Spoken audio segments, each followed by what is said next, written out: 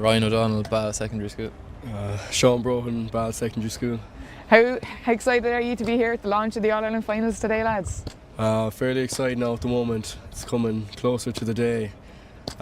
Just trying to get out. I'd be more than happy to play the game today if I could. Yeah, just excited to be here. It's a good buzzer on the place and looking forward for the weekend. Is it all getting a bit more real now, being able to see the opposition up here up close and personal? I suppose it is, yeah. We wouldn't have seen them before in person, just on video, so it's a bit more surreal now. Yeah, same as that. Yeah. And what would it mean to the school and just like the local community for you to be able to bring an All-Ireland Cup home? It would definitely be historical because it's the first time we've actually been in All-Ireland final, so it'd be good to win it, you know. And it just bring a lot to the area and stuff like that. Like there's like lads who've left the school who've been trying to do this for years and years, and just be great to bring it back, and I'm sure they'd be as happy as us to win that game. Is there a good atmosphere so around the school for the week? It's kind of buzzing slowly? Yeah, there's a good atmosphere around the school. There's the musical is on as well, so it's very busy at the minute this week. So, what musical is it? Grease Lightning. Grease Lightning. Oh, okay. Grease, Yeah. Will there be a bit of a theme song for that if you win, do you think? We've got our own theme song. It's Rain Me In by Olivia Dean. So Brilliant. And has there been a certain game or like a certain moment you think in the campaign so far that you found really tough and you've gotten over? Probably the Connacht final against Gorton Arby, not because of the opponents, but because of the conditions in the snow. It was tough enough now to play in. Yeah.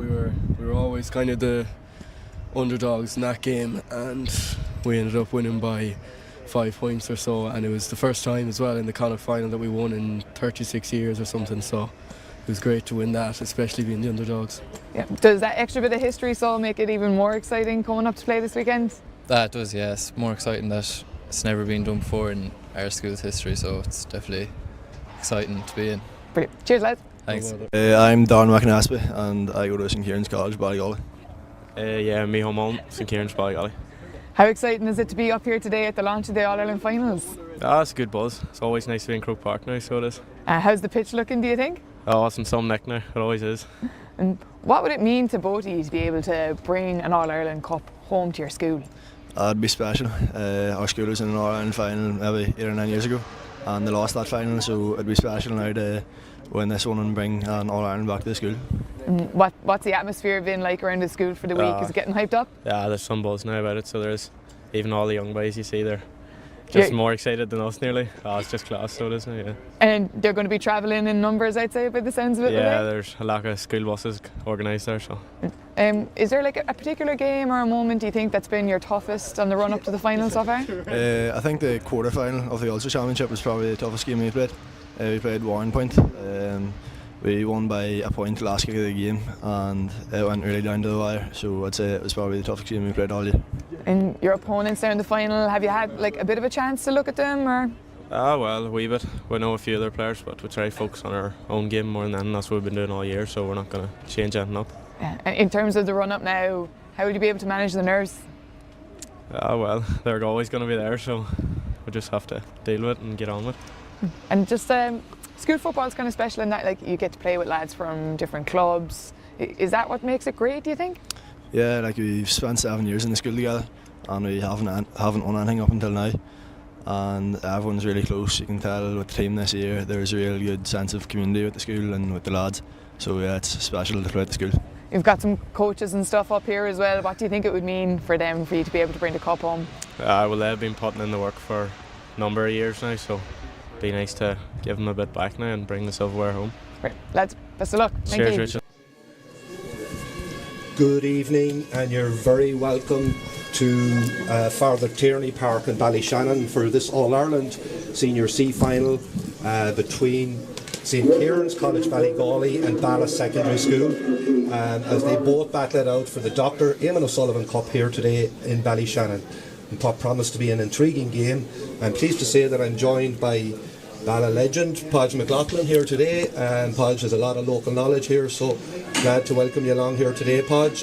Looking forward to a big game. Yeah, thanks a million, Ronan. Really looking forward to it. There's a huge crowd here from both sides, so it's going to be something now that we're really going to look forward to, and hopefully now we'll see a great spectacle here in front of us. Please God, yeah, we're looking forward to a really good game, so we are, Podge, and thanks for that. And I suppose firstly to run through the teams, starting with Ball, you're looking at Donald Keane in the nets for Ball, wearing number 1.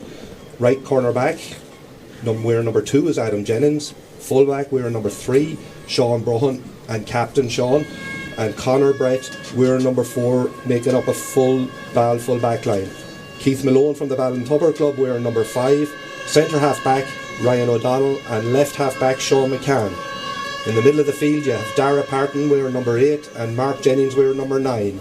Right half forward, Ryan Judge wears number 10. Centre half forward, Liam Glynn, and left half forward, Patrick McHale. Top of the right, wearing number 13 is Charlie Fallon. Wearing number 14, the big man at the edge of the square, Ethan Duffy. And wearing number 15, top of the left, Oren Murphy. So that's the starting Ball team for today's All-Ireland C final. We'll now look at the St. Ciaran's College Ballygawley team. In the goals, Dara O'Neill wearing number 1.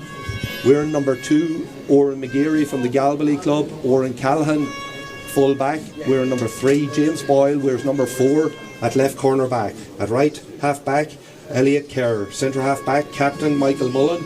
And left half back, Callum McWilliam wearing number 7. In the middle of the field, wearing number 8, Darren McInnesby, and wearing number 9, Matthew Hughes. At top, right half forward, Drew Kern. Centre half forward, the big star, Shane McDermott, wearing number 11, and Conal Shevlin wears number 12 at left half forward. Conor Quinn, top of the right, wearing number 13. Wearing number 14 is Conan Kavanagh, a famous name in Tyrone football, and wearing number 15, top of the left, is Marcus McLaughlin. So we have the two teams named as per programme, and as I say, looking forward to an intriguing battle here between these two sides, both of them looking to bring home the Dr. Eamonn O'Sullivan Cup, and we now just have the national anthem.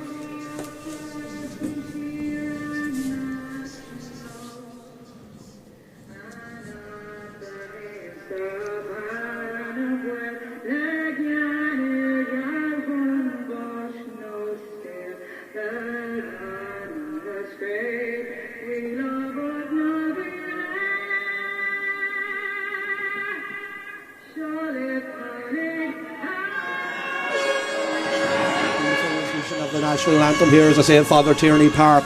Conditions ideal for a game. There is a strong breeze blowing from the church end into the mart end of the ground here, so blowing from right to left as we look at it here today. And we're getting both teams lining up here, getting ready to get into the positions. The Ball team, because of a clash of colours, will be wearing the Mayo colours today. The red above the green, or is it the green above the red? I'll leave that up to you now, Brendan. looking resplendent in the Mayo jerseys anyway, and be looking to do Mayo proud today. Of course, we also have another college from that general area, St. Nathan's College Ballahadreen, playing in the B final today, my own alma mater. So good luck to St. Nathan's College Ballahadreen as they prepare for their final. I think it's thrown in at half 2. But the referee, Enda McFeely from Donegal now, just checking his watch, and he's looking to get this ball thrown in. It'll be contested in the middle of the field by Mark Jennings, and I think it's Darren McInnesby for St. Ciaran's Ballygawley. And the ball is thrown in, and it's contested in the middle of the field, and it's Ciaran McInnesby that gets a touch on it early. The ball ends up with Shane McDermott, the danger man for this St. Ciaran's College Ballygawley. They play the ball around here now. They play a bit of keep ball, but it's kicked out here to the right hand wing to number 9, Matthew Hughes. Matthew Hughes plays a kick pass into the inside forward as Conor Quinn. Conor Quinn plays it back out to his left half back, Callum McWilliam. Callum McWilliam plays the ball back out around the middle of the field as Ball have a good defensive structure in place, and St. Ciaran's College Ballygawley look for a way to penetrate it, but they're just going to happy to play the ball around, get a touch of the ball, get a feel for the game early on in the game. And there's a kick pass into the big full forward, Conan Canavan, famous name in Errigal Ciaran man, of course, nephew of Peter the Great Canavan. And the ball again finds its way back over here to Conor Quinn. Conor Quinn with his white sleeves inside plays it to his corner back, James Boyle. James Boyle now looking to attack the left wing, and again passes it on And the ball is now with centre half back Michael Mullen. Michael Mullen takes on his man and beats his man, and he gets inside and he plays it into the inside forward Marcus McLaughlin. Marcus McLaughlin looking to see what his options are. He plays it back out around. There's nothing really on, as I say. You'd have to think that St. Ciaran's College Ballygawley are playing into a strong wind, but it's been well defended so far by Ball. So just what do you think of the opening kind of 30-60 seconds, Podge? Really patient play by St. Ciaran's. Yeah, Ball have a defensive system. You can see they've worked on that now over the last few weeks, but very patient play. We can see now they're trying to just open up a play, St. Ciaran's, but Ball are just holding on to their position very well. Yeah, and we see a lot of this in modern football, so we do playing the ball outside the arc, trying to create an opportunity, but now there's a half chance for an opportunity, and it's put up high and it's put wide for the first wide of the game for St. Ciaran's College Ballygawley. I'm not sure who took the eventual shot. I think it might have been Matthew Hughes, but inevitably anyway it went wide, so no score here, and we're into the second minute of the game, and we've this Ball goalkeeper Donald Keane kicking it out. He kicks a big long high ball out the middle of the field, contest around the middle, and it's won by the left half back Sean McCann for the Mayo side, and he takes it solo and moves it down, a great ball inside into the number 12, who is Patrick McHale. Patrick McHale moves the ball on. No opportunity's been well pushed on, and it's put over the bar for the opening score of the game. Really good score, well worked score. The kick pass in was too good for the Ballygawley men, couldn't defend it and put over the bar. Yeah, really good play there, Brendan. We could see Sean McCann winning the break, and a great run there by Paddy McHale, who gave it into Charlie, and Charlie just took on his man, popped it over with the left. So really, really good score there by Charlie. Yeah, good opening, and all important to get it settled into the game early, put the other team on the back foot. So kick out now for Darragh O'Neill in the Ballygawley Lowell. He puts it up. There's a big height in that, so there's going to be another contest over under the stand, and this time it's won, I think, by Mark Jennings in the middle of the field for the Mayo side, and it's with the full forward now, Ethan Duffy. Ethan Duffy gets a shot away, but there's a half block on it, and it drops short into the goalkeeper's hands. Again, it's Darragh O'Neill, and he plays the ball out now, and it's with one of his defenders at the move it out with number 2 Oran McGeary. Oran McGeary moves the ball out, and there's space out here on the wing with number 7 playing very wide, Callum McWilliam, but they decide not to use him on that occasion. But on this occasion now they've pushed the ball out to that aforementioned Callum McWilliam. Callum McWilliam plays space in front of him, and now has been faced by a couple of Ball defenders. He plays it to his midfielder Matthew Hughes. Matthew Hughes moves the ball back again, and because there's nothing really happening inside, as we said, Ciaran's Ballygawley playing into what is a fairly stiff breeze here, despite the lovely pleasant conditions that we have here in Father Tierney Park. There is a stiff breeze, and that will have an impact. The ball now with Conall Shevlin as he tries to make a way through. Eventually finds his way to Shane McDermott, but he's tackled brilliantly by the defence of Ball, and the ball just breaks down for them, and back to Conall Shevlin again. They missed an opportunity to get the ball away here, but they've another one now, so it's with the midfielder Mark Jennings. Mark Jennings takes a touch, moves it off, but that's going to go to, and the referee had Senda McFeely, had spotted a foul, was playing advantage, so it's brought back to a free out for the Ballmen. Good defending again from Ball. Yeah, great interception there by Dara Patton. He intercepted the ball off Shea McDermott, and Mark Jennings then just picked up the scraps, and the Ball are on an attack now here on the 45 with Conor Brett. Conor Brett plays the ball up again. We saw that kick pass. Is it a ploy of theirs? That's twice we've seen them in the game as well. But he takes a quick tap and go, and it's with Oran Murphy. Oran Murphy has an opportunity, puts it up high, but that's going to tail to the left and wide. An opportunity missed there for Oran Murphy, but well created, and already we've seen the intentions of the Ball team. 2 attacks, 2 kick balls into the inside forward line that were won on each occasion. Patch. Yeah, so you can really see Ball bringing intensity into the tackle and transitioning quick. You can see Garrett, O'Donnell and Adrian Phillips' tactics, just get the interceptions in, get the bodies behind the 45 for Ball, and transition it quick up to the forwards and Oran Murphy and Charlie Fallon, which is working. And it's been very effective in these opening minutes, but that kick out goes, and it's playing deep. It's Conor Quinn playing very deep in his own half of the field, but it's now with the midfielder Matthew Hughes. Matthew Hughes plays it off to left half forward Conall Shevlin. Conall Shevlin back to Matthew Hughes. Matthew Hughes looking to see, has he any options? Is there any movement? There is movement inside, and it's played in, and it's Shane McDermott who is playing deep inside in the full forward line. He's been picked up by Dara Patton. Dara Patton, of course, picked up Kobe McDonald in the Connacht final earlier on this year and did an excellent job. Not an easy job by any accounts, but did an excellent job, and he's been assigned the role of Mark and Shane McDermott today. The ball is back now with the St. Ciaran's Ballygawley team, and it's their left half back, Callum McWilliam. Callum McWilliam solos across the arc, looking to see what options. It goes to Matthew Hughes. Matthew Hughes plays a kick pass back to his full back, Oran Callaghan, playing well up the field. Bit of space on this side of the field for Conall Shevlin, but they don't give him the ball on this occasion. Again, he's fronted up by this Ball defence, and they're not getting much joy on it. They're just playing between the 45 and the 65. They're not even getting inside the 45 on this occasion to get a shot. So really good defensive shape from the Ball lads early on in this game. The ball now with number 13, Conor Quinn. He plays a kick pass in, but that's going to go out over the line. It's going to be a sideline kick for Ball with 6 minutes on the clock, and Ball leading by 1 point to no score. And it's with the cornerback, Conor Brett. You'd have to say a good opening so far for Ball. Yeah, Ball will be very happy with that, Brendan. You can really see their defensive display, just really staying tight, getting interceptions, and just getting into your two inside men, Oran Murphy and Charlie. You can really see Dara Patton and Shane McDermott. That's going to be a very interesting battle today. Two very good players there now. So, yeah, Ball are on the attack here now again. Yeah, and again, they've used that kick ball in this time it was into Charlie Fallon. He couldn't keep it, but ball eventually works its way back to the midfielder, who's Mark Jennings. Mark Jennings been faced by a Ballygawley defender, plays it out to the corner forward, and it's number 15, and it's again kicked high, and again that one tails to the left and wide, and it was Oran Murphy, I believe, that kicked that one wide. Yeah, Oran Murphy now to kick that wide. That's just his second wide now for Ball. Hopefully just with the win now they can get another 2 or 3 scores with it, they'd be hoping. So that's just 2 wides there for Oran. He'll hopefully be kicking next few scores now with him. Yeah, and we spoke about the win. When I was out on the pitch before the game, it seemed to be coming completely down the field, but I found that it seems to be coming more across now, kind of more diagonal win. So be interested to see how that plays out, but there's no doubt about it that Ball do have the benefit of, and this is their first half as they kick a ball in. Conall Shevlin fouled as he kicked it in, so an opportunity here just outside the 21, but right on the sideline here for St. Kieran's Ballygawley to create something, and it's their marksman Shane McDermott coming over to get the ball, but it's played quick. He kind of given out to the guy that kicked it, that he maybe should have left it for him, and I was with Conall Shevlin again. He's been on the ball an awful lot early on in this game, and we've seen St. Kieran's Ballygawley on a lot of ball, particularly out, but it's non-threatening to the Ball team really, because it's all out around between the 45 and the 65. They haven't really penetrated inside the arc yet. So ball kicked in here now, and it's won by Conan Canavan. Eventually he can't get his hands rightly to it, but again under huge pressure, and the referee judged on that occasion that there was a foul on Conan Canavan, and they have a free kick just outside the arc, but you'd have to think that it would be maybe out of distance, maybe to kick it. It would take some kick to put that over the bar from that distance into that breeze. Yeah, it's a tough kick, Brendan. It was the right decision there by the referee. It was a foul on Conan Canavan, but it'll be a very tough kick here now. He's placing it off the ground around just outside the 40-metre arc.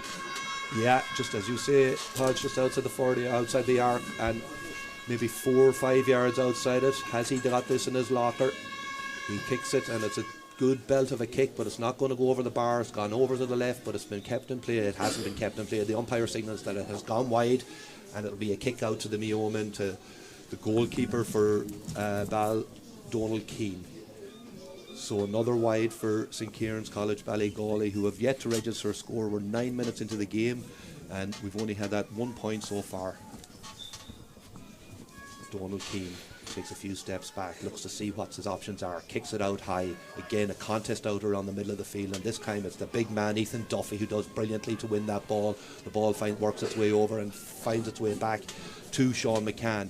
Sean McCann plays it to Liam Glynn. What can Liam create? We know that he kicked some huge scores in this campaign earlier on, so he did. I was talking to his mother and father on the way in, but he puts this one up, and that's the third one on that side that's gone wide.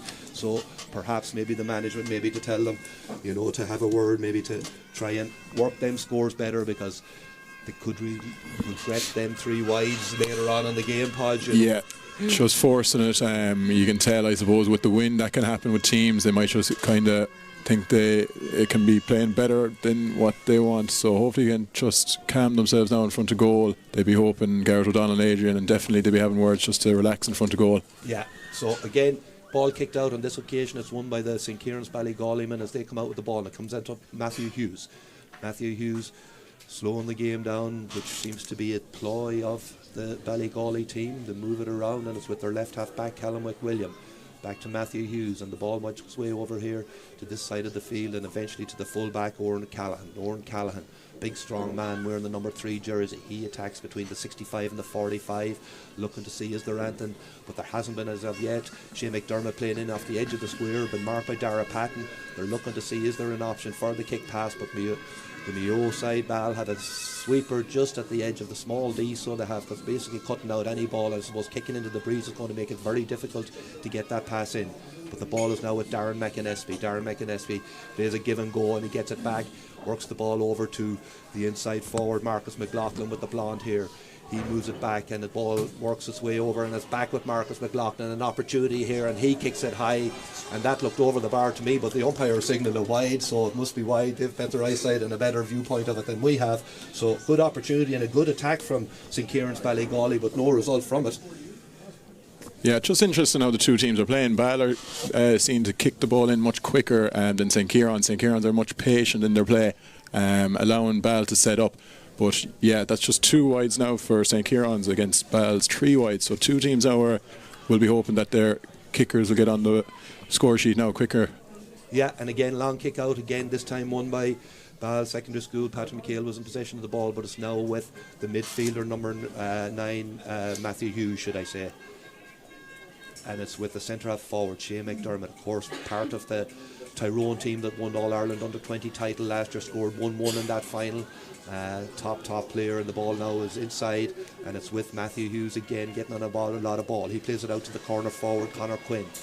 Again, working the ball around the large arc, unable to create any incisions inside it, but the ball now again back with the big full back, Oran Callaghan. Oran Callaghan plays to the left half forward, Conal Shevlin.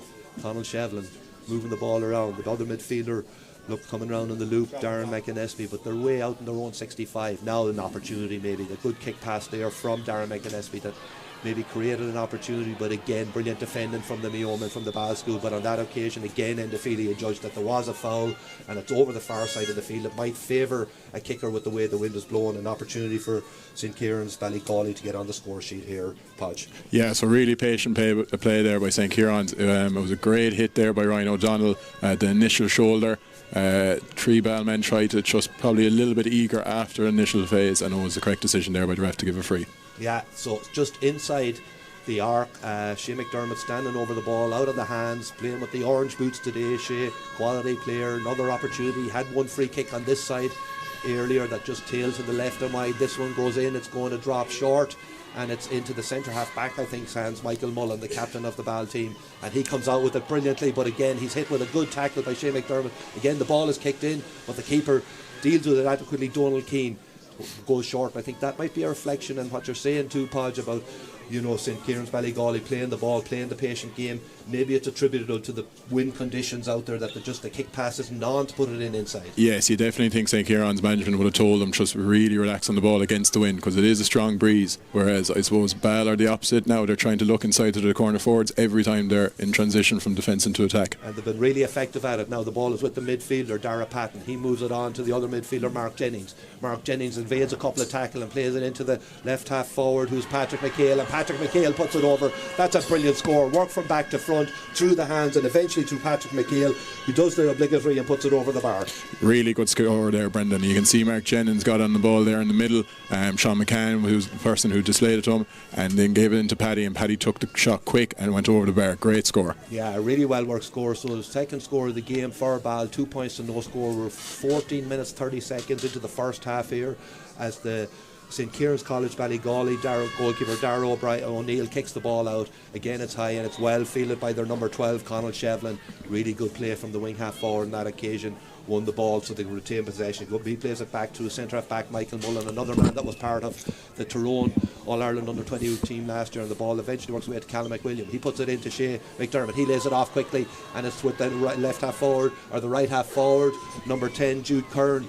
But he was in a great position and just made poor contact on that, and again it tails wide for, what is it, the fourth wide of the game, Podge, is it?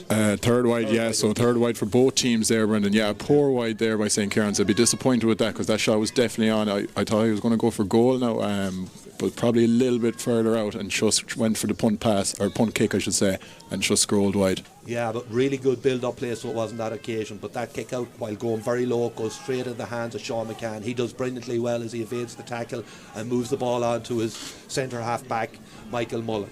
Michael Mullen runs into a clutter of bodies from the St. Ciaran's Ballygawley team, but able to work the way out to his wing half forward. And the ball eventually worked back to Mark Jennings over here on this side of the field. He puts up a huge kick, and that's outside the, never mind outside the arc, that's outside the 45. That's a brilliant score, so it is, from the midfielder Mark Jennings. Great score. So Donald Kane with a great kick out, and Sean McCann got it. Sean McCann's getting on a lot of ball there with kick outs. Gave the ball into Paddy McHale. Ryan O'Donnell went with it back to Paddy. Paddy with a great kick pass to Mark Jennings, and Mark Jennings outside of the boot, as you said, Brendan, over 45 metres out, and a 2-pointer. Great score by Mark. Brilliant score from the Mayo men on that occasion, and well worked. So it was, as you say, Sean McCann did brilliantly well to win a good kick out from the keeper, Donald Keane. Sideline ball, far side of the field, ball with the Ballmen as they move it on, and it's kicked over to Liam Glynn. Liam Glynn now taking a couple of solos. He gives a pan pass off to one who's compatriots in the forward, is the corner forward Marcus McLaughlin. Plays it back to Liam Glynn and eventually works his way over here to Sean McCann. Bit of space in front of Sean, but he's now faced up by a defender. He moves it off to the big full forward, Ethan Duffy. Ethan Duffy, look to see what his options are. He plays it into the middle, into the centre half back. He puts a big high shot up, but that tails to the right and wide. Again, really well worked opportunity, but the centre half back, Ryan O'Donnell, on that occasion just made poor contact, and it tails to the right and wide. Podge. Yeah, so Balla are getting really a lot of ball there from the St. Ciaran's kick out, and Sean McCann is getting on a substantial amount of ball here on the left hand side, and Ethan Duffy, as you said, Brendan, a huge man there in full forward, and he's just scrolling around in the middle. That was definitely a tactic now that Garrett and Adrian have told him. Just pull his weight around, which he's getting on, and he's getting on breaks here now again. He's certainly doing that, and again he's contesting that kick out, and again it's won by Marcus McLaughlin, probably one of the smaller men on the field. He plays a lovely kick pass in to his comparative in the inside forward line. It's number 12, Patrick McHale, but it just goes over his head and wide, so it does. So you'd have to say, 17 minutes into the game, St. Ciaran's College Ballygawley put 5-20 on the board in their All-Ireland semi-final, yet to score here today. Yeah, so again, that was one statistic that was definitely seen by both sides there before coming into this, that it was a massive score St. Ciaran's got against St. Paul's College in the semi-final. But again, they're just not seeing to win much of the kickouts here now today. Again, that wind is playing a factor. Balla really enjoying getting possession here now again. Yeah, and they're able to push up and do squeeze on their kick out, and they're getting great joy from that. They're getting bodies out around the ball, and this game ends up with Liam Glynn. He puts a kick pass in. Oh, that's a brilliant ball inside to the inside forward, and it's number 15, and he puts it over the bar. Real goal opportunity there, but a brilliant ball in from Liam Glynn into Owen Murphy, was it, and he puts it over the bar for his opening score of the game to open up a 5-point to no score lead for Ball Secondary School. Yes, a great score there by Ball. Liam Glynn with a fantastic ball in outside of the boot. He loves that outside of the boot kicking in, and again, Owen Murphy would be delighted with that score now. His name's on the score sheet now. He'd be a little bit disappointed that he didn't put it underneath the goal, but again, he'll be happy enough that it was a score all the same. Yeah, coming away with a score is the important thing in them situations, so it is goalkeeper saves and moves up field, but at least they put the score on the board. 5 points to no score, nearly 19 minutes into the first half, as the Ballygawleymen try to inject a bit of pace to this, to Callum McWilliam. He moves the ball over to Matthew Hughes. Matthew Hughes looking to see what his options are, plays it back to the left half forward, Conal Shevlin, who's gone on an awful lot of ball in that area but hasn't really penetrated inside. Oran Callahan, the full back, joining this attack too. Ball played back to Callum McWilliams again. Again, we're seeing the St. Ciaran's College Ballygawleymen play this ball around that midfield area, but not really making any advances on that, so they are. And again, I think you attribute that to some great defending from the Ball defence out of possession. They're playing really well too, which is hugely important in the modern game, that you get your defensive structures right and that you get pressure on the dangerous kickers, and they're doing exactly that here today. So they look to spread the ball over this side of the field, and it's now with number 13 Conor Quinn playing out deep to see if he can find Anton or just try and find some way through this defence. Ball back now with Conal Shevlin, and he kicks it back again towards the middle of the park to the other wing half forward, Duke Kern. Ball now with Shane McDermott. He's come out to try and get some influence on the game further out the field, because probably feels he's not getting the ball inside, so see what he can do out there. He kicks in a ball, that's a brilliant ball in, so it is absolutely fantastic ball, and it's laid off to Conan Canavan. Is there an opportunity to get the shot off? There is an opportunity to get the shot off, but it goes up high harmlessly over the far side of the corner and eventually works its way back, and it's with now the Blondie, Marcus McLaughlin, eventually working it back again, and again they're forced out the way again because there's nothing really on, and I think it really is a reflection on the wind. You see the wind caught that kick, Podge, that just took it away from the goals. Yes, yeah, you can tell now St. Ciaran's are just really being patient, but Balla are enjoying them keeping the ball outside the 45, and again there's a massive turnover there by Ryan O'Donnell, and they're looking into transition in quick with Liam Glynn and Oran Murphy. Yeah, Liam Glynn seems to like kicking the ball into Oran Murphy. That's a couple he's put into him, so he has. So Oran Murphy on the ball now, he plays it on to the other corner forward, who is Charlie Fallon through on goal. Charlie Fallon through on goal. Great save. Pulls off a great save by the goalkeeper from the Ballygawley man, Darragh O'Neill. But again, another goal opportunity for the Ballmen. So that's 2 goal opportunities in the last few minutes that they have. So there are finding gaps in this defence. So they are, and eventually the ball works out for a sideline kick here. Just outside the 21. That was a brilliant opportunity, so it was. Yes, yeah, but you can tell even the forwards when they're transitioning St. Ciaran's, the Ball forwards are putting huge pressure on them coming out, and they have a line ball here inside St. Ciaran's 45, which Liam Glynn goes for. He goes for outside of the boot job that just tails to the left and wide. Didn't probably make the contact that he desired on that occasion, and it just went harmlessly wide. So another goal kick for the Ballygawley, St. Ciaran's College Ballygawley man. He's given it now to his full back. He must have stepped onto the pitch. Must have stepped onto the pitch, yeah. We've all tried to steal a yard or two at a time, so we had the referees getting more strict on these kind of things now. So they are. So the ball now with Conall Shevlin. Great pressure. Conall Shevlin again put under pressure by 3-4 Ball players. Ball eventually works its way in, and it's with Marcus McLaughlin now. But again, he was under that much pressure, he couldn't win it, but the referee again has called it back for a foul, so it'll be a free to the Tyrone men out around the middle of the field. We're 22 minutes into the game, and you know you're looking at a 5-point no score lead for the Ballmen, for the men from EO. They'll be happy with the way they're going, but we will know that there's a strong breeze there, and they're going to have to get as many scores on the board in this first half as they can. Another sideline ball just under us here, and it's with Marcus McLaughlin. Just inside the 45. Can they create something on this occasion? Cohen Cavan inside making some runs, but there's no real kick on inside. Shane McDermott telling him to put it into him. He's been marked by Dara Patton. So he does what he's told. He puts it in. It's in high, and it's going to be a contest in there. But that's brilliant from Dara Patton. Goes up to the clouds and pulls it out of the clouds, and maybe move the ball over to his right half forward, Ryan Judge, and they move it up the field again with a kick pass, and again out in front. This time it's Patrick McHale. Patrick McHale moves it on to the inside forward, Charlie Fallon. Charlie Fallon faced by 3-4 Ballygawley men is eventually turned over, but there was a foul, and Enda Feely has adjudged that it's going to be a free in just between on the 21, I think, between the D and the arc. So another opportunity here, Podge. There's a Balla claiming a breach here, Brendan, which I think the ref will see, even though it's a free in. But again, just even seeing that there, St. Ciaran's kicking the ball, it was a great field there by Dara Patton, who just claimed it up, got the ball out to Ryan Judge, simple kick pass into Paddy McHale, hand pass into Charlie, got the free. So Balla are really playing just simple football, getting it in as quick to the corner forwards, who are really causing St. Ciaran's problems. Simple sometimes is beautiful, and that catch by Dara Patton getting out in front of Shane McDermott was absolutely fantastic. Run well up for it, just claiming it pure. That's a huge confidence lifter for a defence when you have a man that can contest and win them balls. Liam Glynn is taken, so it was a breach by St. Ciaran's there. Liam Glynn's opted to take the 2-pointer outside the 40-metre arc. We'll know in 3 seconds if it was the right option. It looks good, it looks high, and it's over the bar. Another 2-pointer, that was the right option, and great confidence from young Liam Glynn there on that occasion. Put it over for a 2-pointer to open a 7-pointer no score lead for the Ballmen. Yeah, Brendan, absolutely. It was a fine kick there by Liam Glynn, but again, just even the passage of play before that, it's just Balla playing simple football, get the interceptions in, get the ball in quickly into inside men, and they're causing damage with that. They are, and the inside men are showing for the ball, but not only are they showing for a Podge, they're winning it. They're winning it first time. The likes of Charlie Fallon, Oran Murphy, Patrick McHale in particular inside are winning a lot of ball. So there's another breach here, Brendan. Who's breached here? St. Ciaran's have breached again. Another breach. Oh, that if you're a management on St. Ciaran's, you're going to be very annoyed as they go in at half time, because you can't be giving them away, particularly with the way the confidence and the authority with which Liam Glynn kicked the last one. So that's something that the Ballygawley men will need to get sorted, because they really are costly. So they are opportunity here to open up a 9-point lead for Liam. Again, right in the middle of the large arc. Takes a couple of solos. Can he kick it with the same authority and accuracy as the last one? So moves it around in his hands, puts it up high. It looks good again, it looks straight, and it looks over the bar, and it's another 2-pointer from that man, Liam Glynn.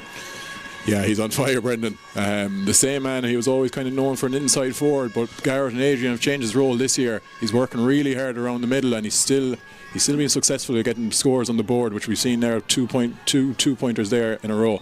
So the 2-pointers, the importance of them, Podge, can't be overstressed, so they can't. We've seen now in the space of a couple of minutes, Liam put over 2 of them, crucial to open up from a 5 to a 9-point lead. yes, yeah, they're vital in this game, the way the game has gone now, Brendan, and Balla are really enjoying it from theirs, and Ballygawley will definitely want to see a little bit more improvement, a little bit more communication with the inside forwards and breaking that breach. So yeah, and they're in possession of the ball again, but we're back to this slow build-up play that we've seen them in this first half.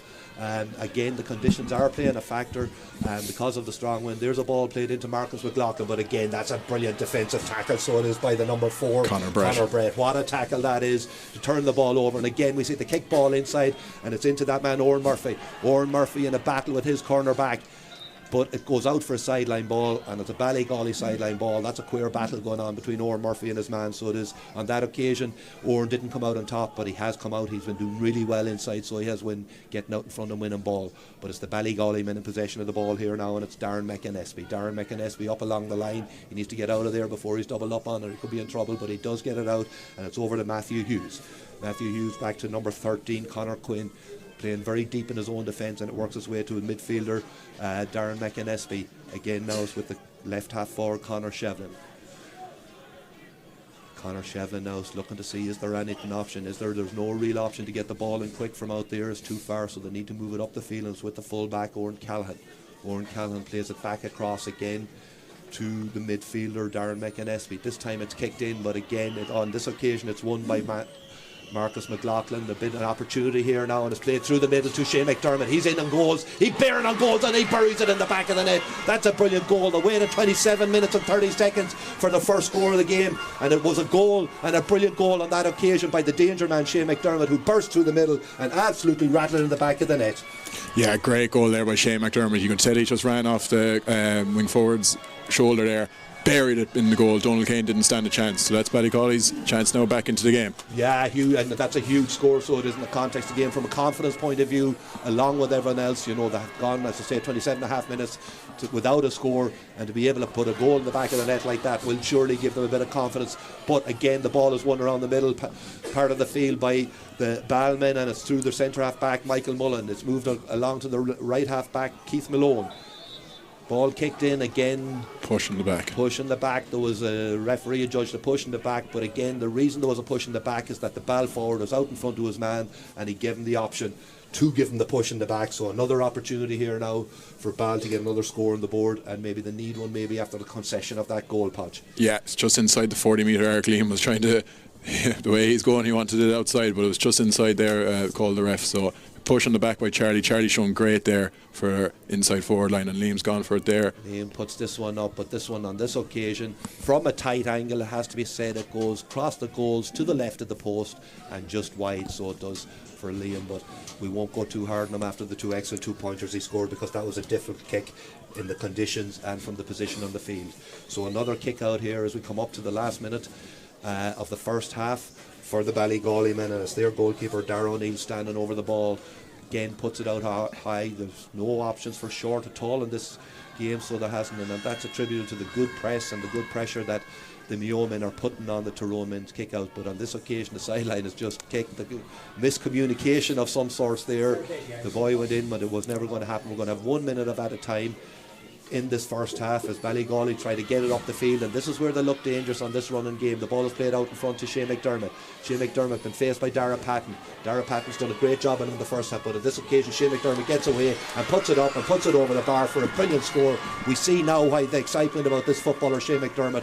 That's a really excellent score, so it is, Podge, for the Tyrone man. Yes, it was a fantastic score by Shane McDermott, and you can see St. Ciaran's, when they start kicking the ball in, they're causing Ball some trouble, and they only started kicking in the last few minutes, so it's something now just Ball need to just suss out until half time.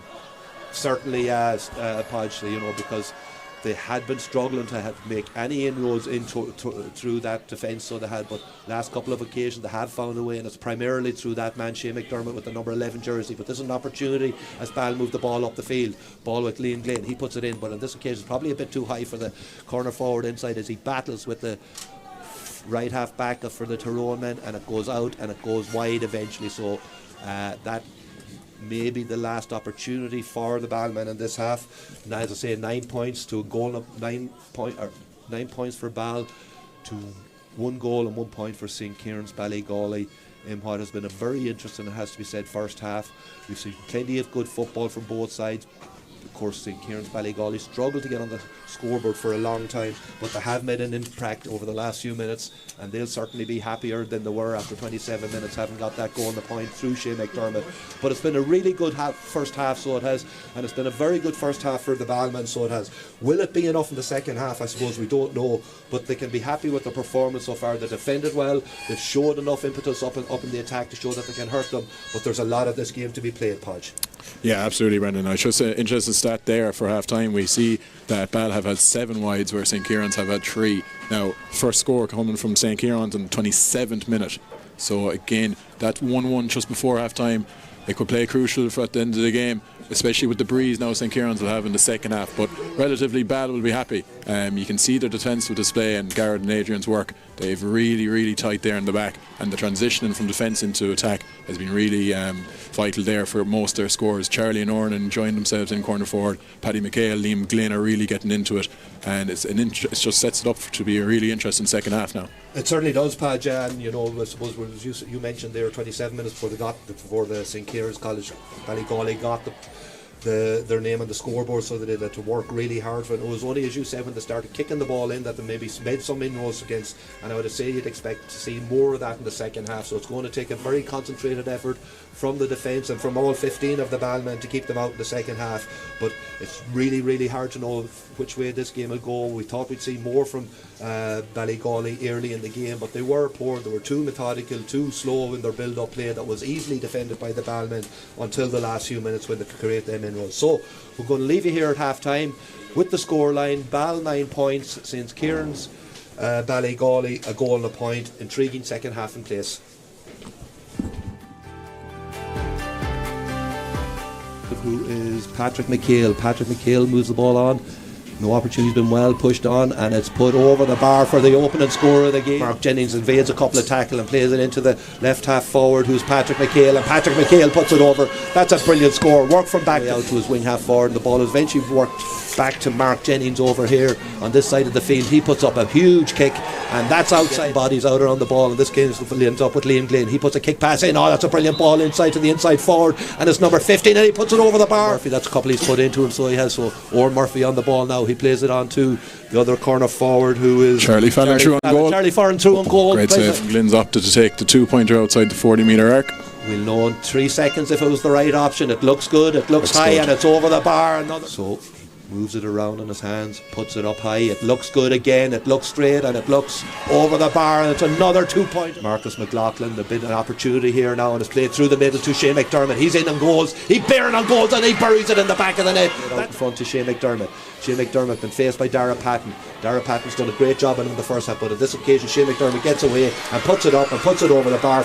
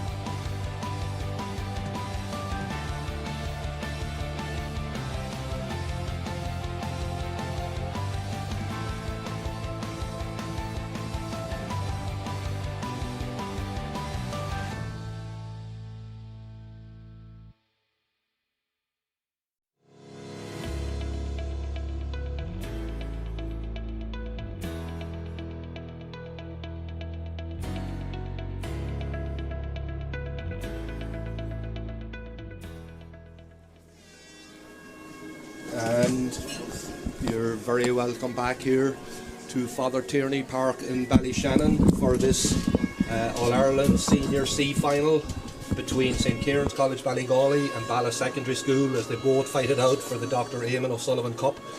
Half-time score of 9 points for Balla against a goal and a point for St. Ciaran's. As I say, I'm joined on commentary today by Podge McLaughlin. Podge, we've had a very interesting first half. We see the Ballygawley team back on the field again. What is the management of Ball saying to their lads in the dressing room, I wonder? Yeah, so I definitely say Garrett O'Donnell and Adrian will just be telling the lads just to keep doing what they're doing, okay? Just keep your system, your defensive system in shape, because what you would be expecting from St. Ciaran's now is their managers telling them to go for 2-pointers here, especially with the likes of Shane McDermott, who's kicked 1-1 now so far, and I suppose Dara Patton, who is man marking them. It's a really interesting battle between the two. I suppose earlier on in the year, Dara Patton would have picked up Kobe McDonald in the Connacht final, and he done exceptionally well on them. And again, it's just an interesting battle with the two of them. But I definitely would be saying that Garrett O'Donnell and Adrian is telling the Ball team just to keep doing what you're doing. Try and get interceptions, try and keep your defensive system, and get the ball as quick as possible into Charlie and Oran, who's really enjoying the quick ball in, taking on their men. And Paddy McHale and Liam Glynn is just fielding off them then. Yeah, and it's been. I actually thought that Dara Patton did a really good job on Shane McDermott for 27 minutes, but that's when you have quality that we know Shane McDermott has. All he needs is that 1 or 2 chances, and he proved that in the last few minutes, scoring a goal and a point to really start his side's recovery. And while trailed by 5 points, to have advantage of a fairly stiff breeze that's blowing down the field. So big second half coming up for both these sides. In the Enda McFeely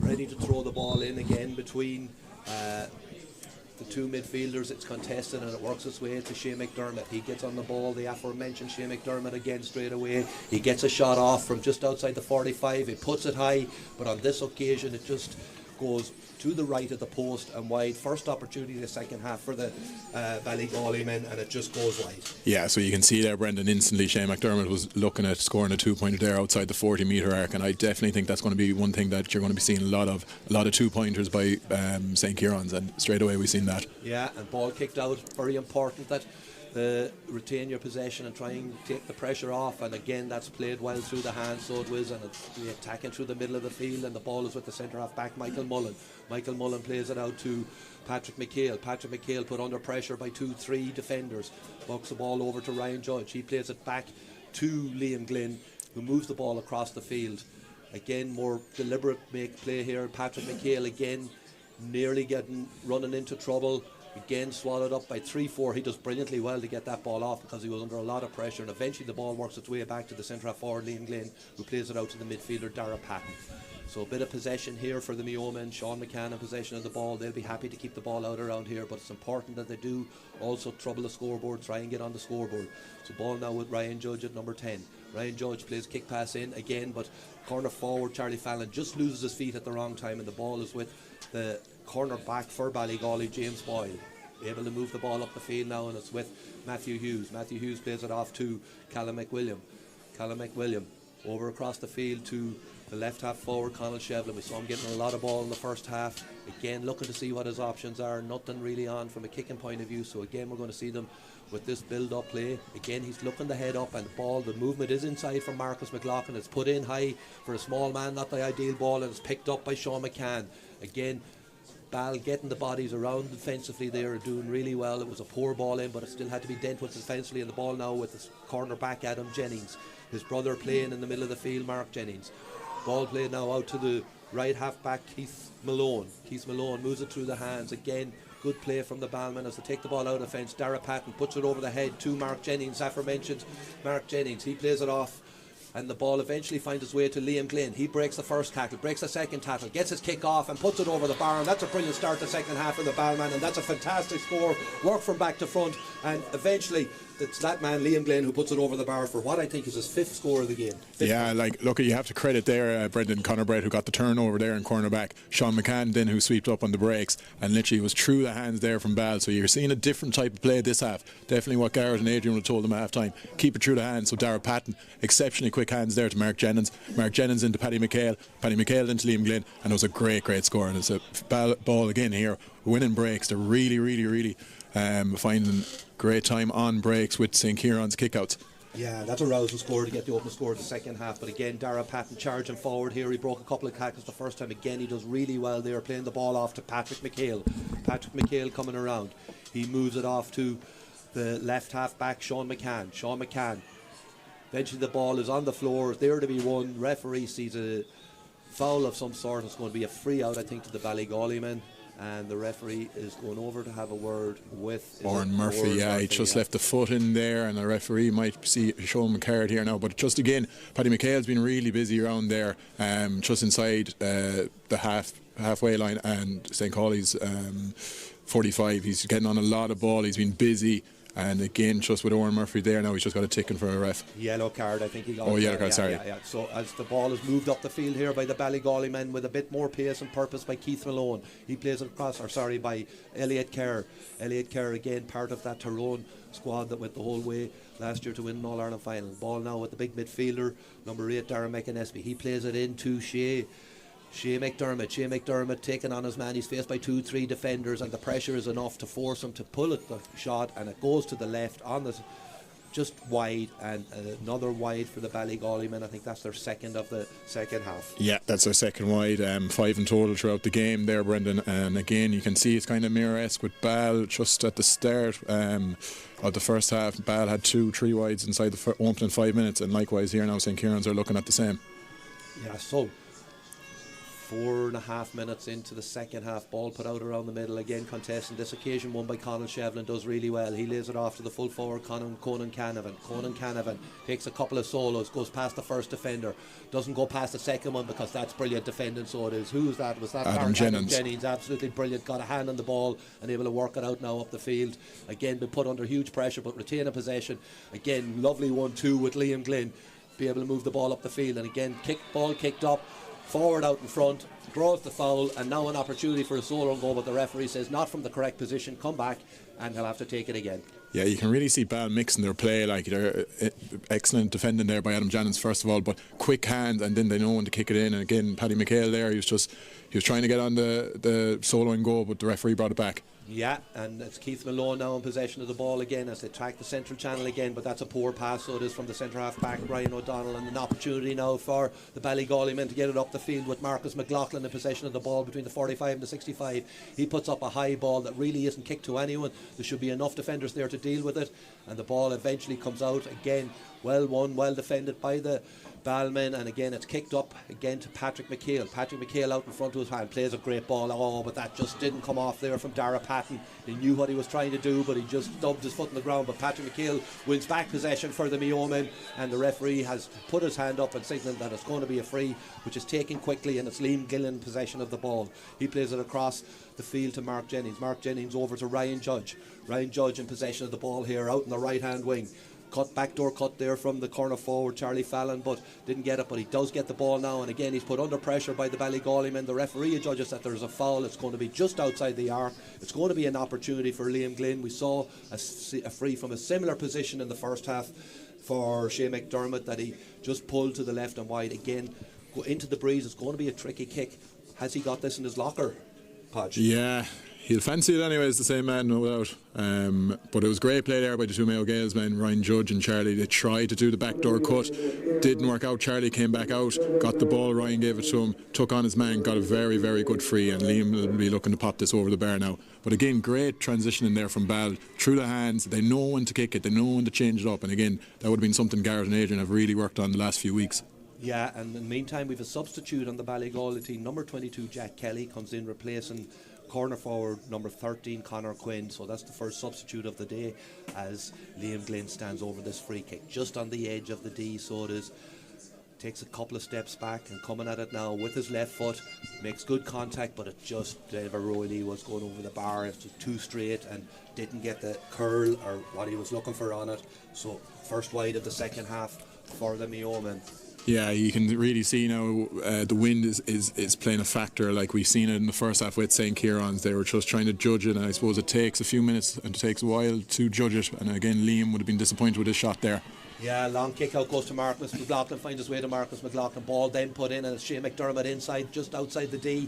He puts up the shot with his left foot, but this one again is just gone wide, so it was, again, man of his capabilities, normally would be putting them chances over the bar, so a bit of a let off on that occasion because it was a really good attack.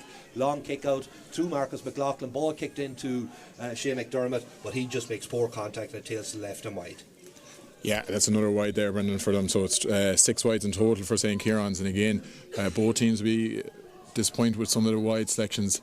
Will indeed. That kick out again eventually works its way to Marcus McLaughlin. He plays a give and go, an opportunity here. He pushes away from the tackle, but the ball is blocked off by the cornerback Adam Jennings, and it goes out for 45. Another opportunity there for the Tyrone men. But Adam Jennings in the right place at the right time. I don't know if he'd enough force and it ended to trouble the goalkeeper, but Adam Jennings didn't know that. Yeah, breaks are playing a big factor here. They're taking a quick 45 here now, St. Ciaran's. Quick 45, ball with Conal Shevlin. Conal Shevlin plays it out to his left half back, Callum McWilliam. Callum McWilliam has an attempt from distance, so he has, and that goes high, and that's a 2-pointer. That's a brilliant score from the left half back. Absolutely, as soon as he got the ball, there was only one thing on his mind: put it over the bar. St. Ciaran's Ballygawley 1 goal and 3 points. Ball 10 points, so 4-point lead for the Ballmen.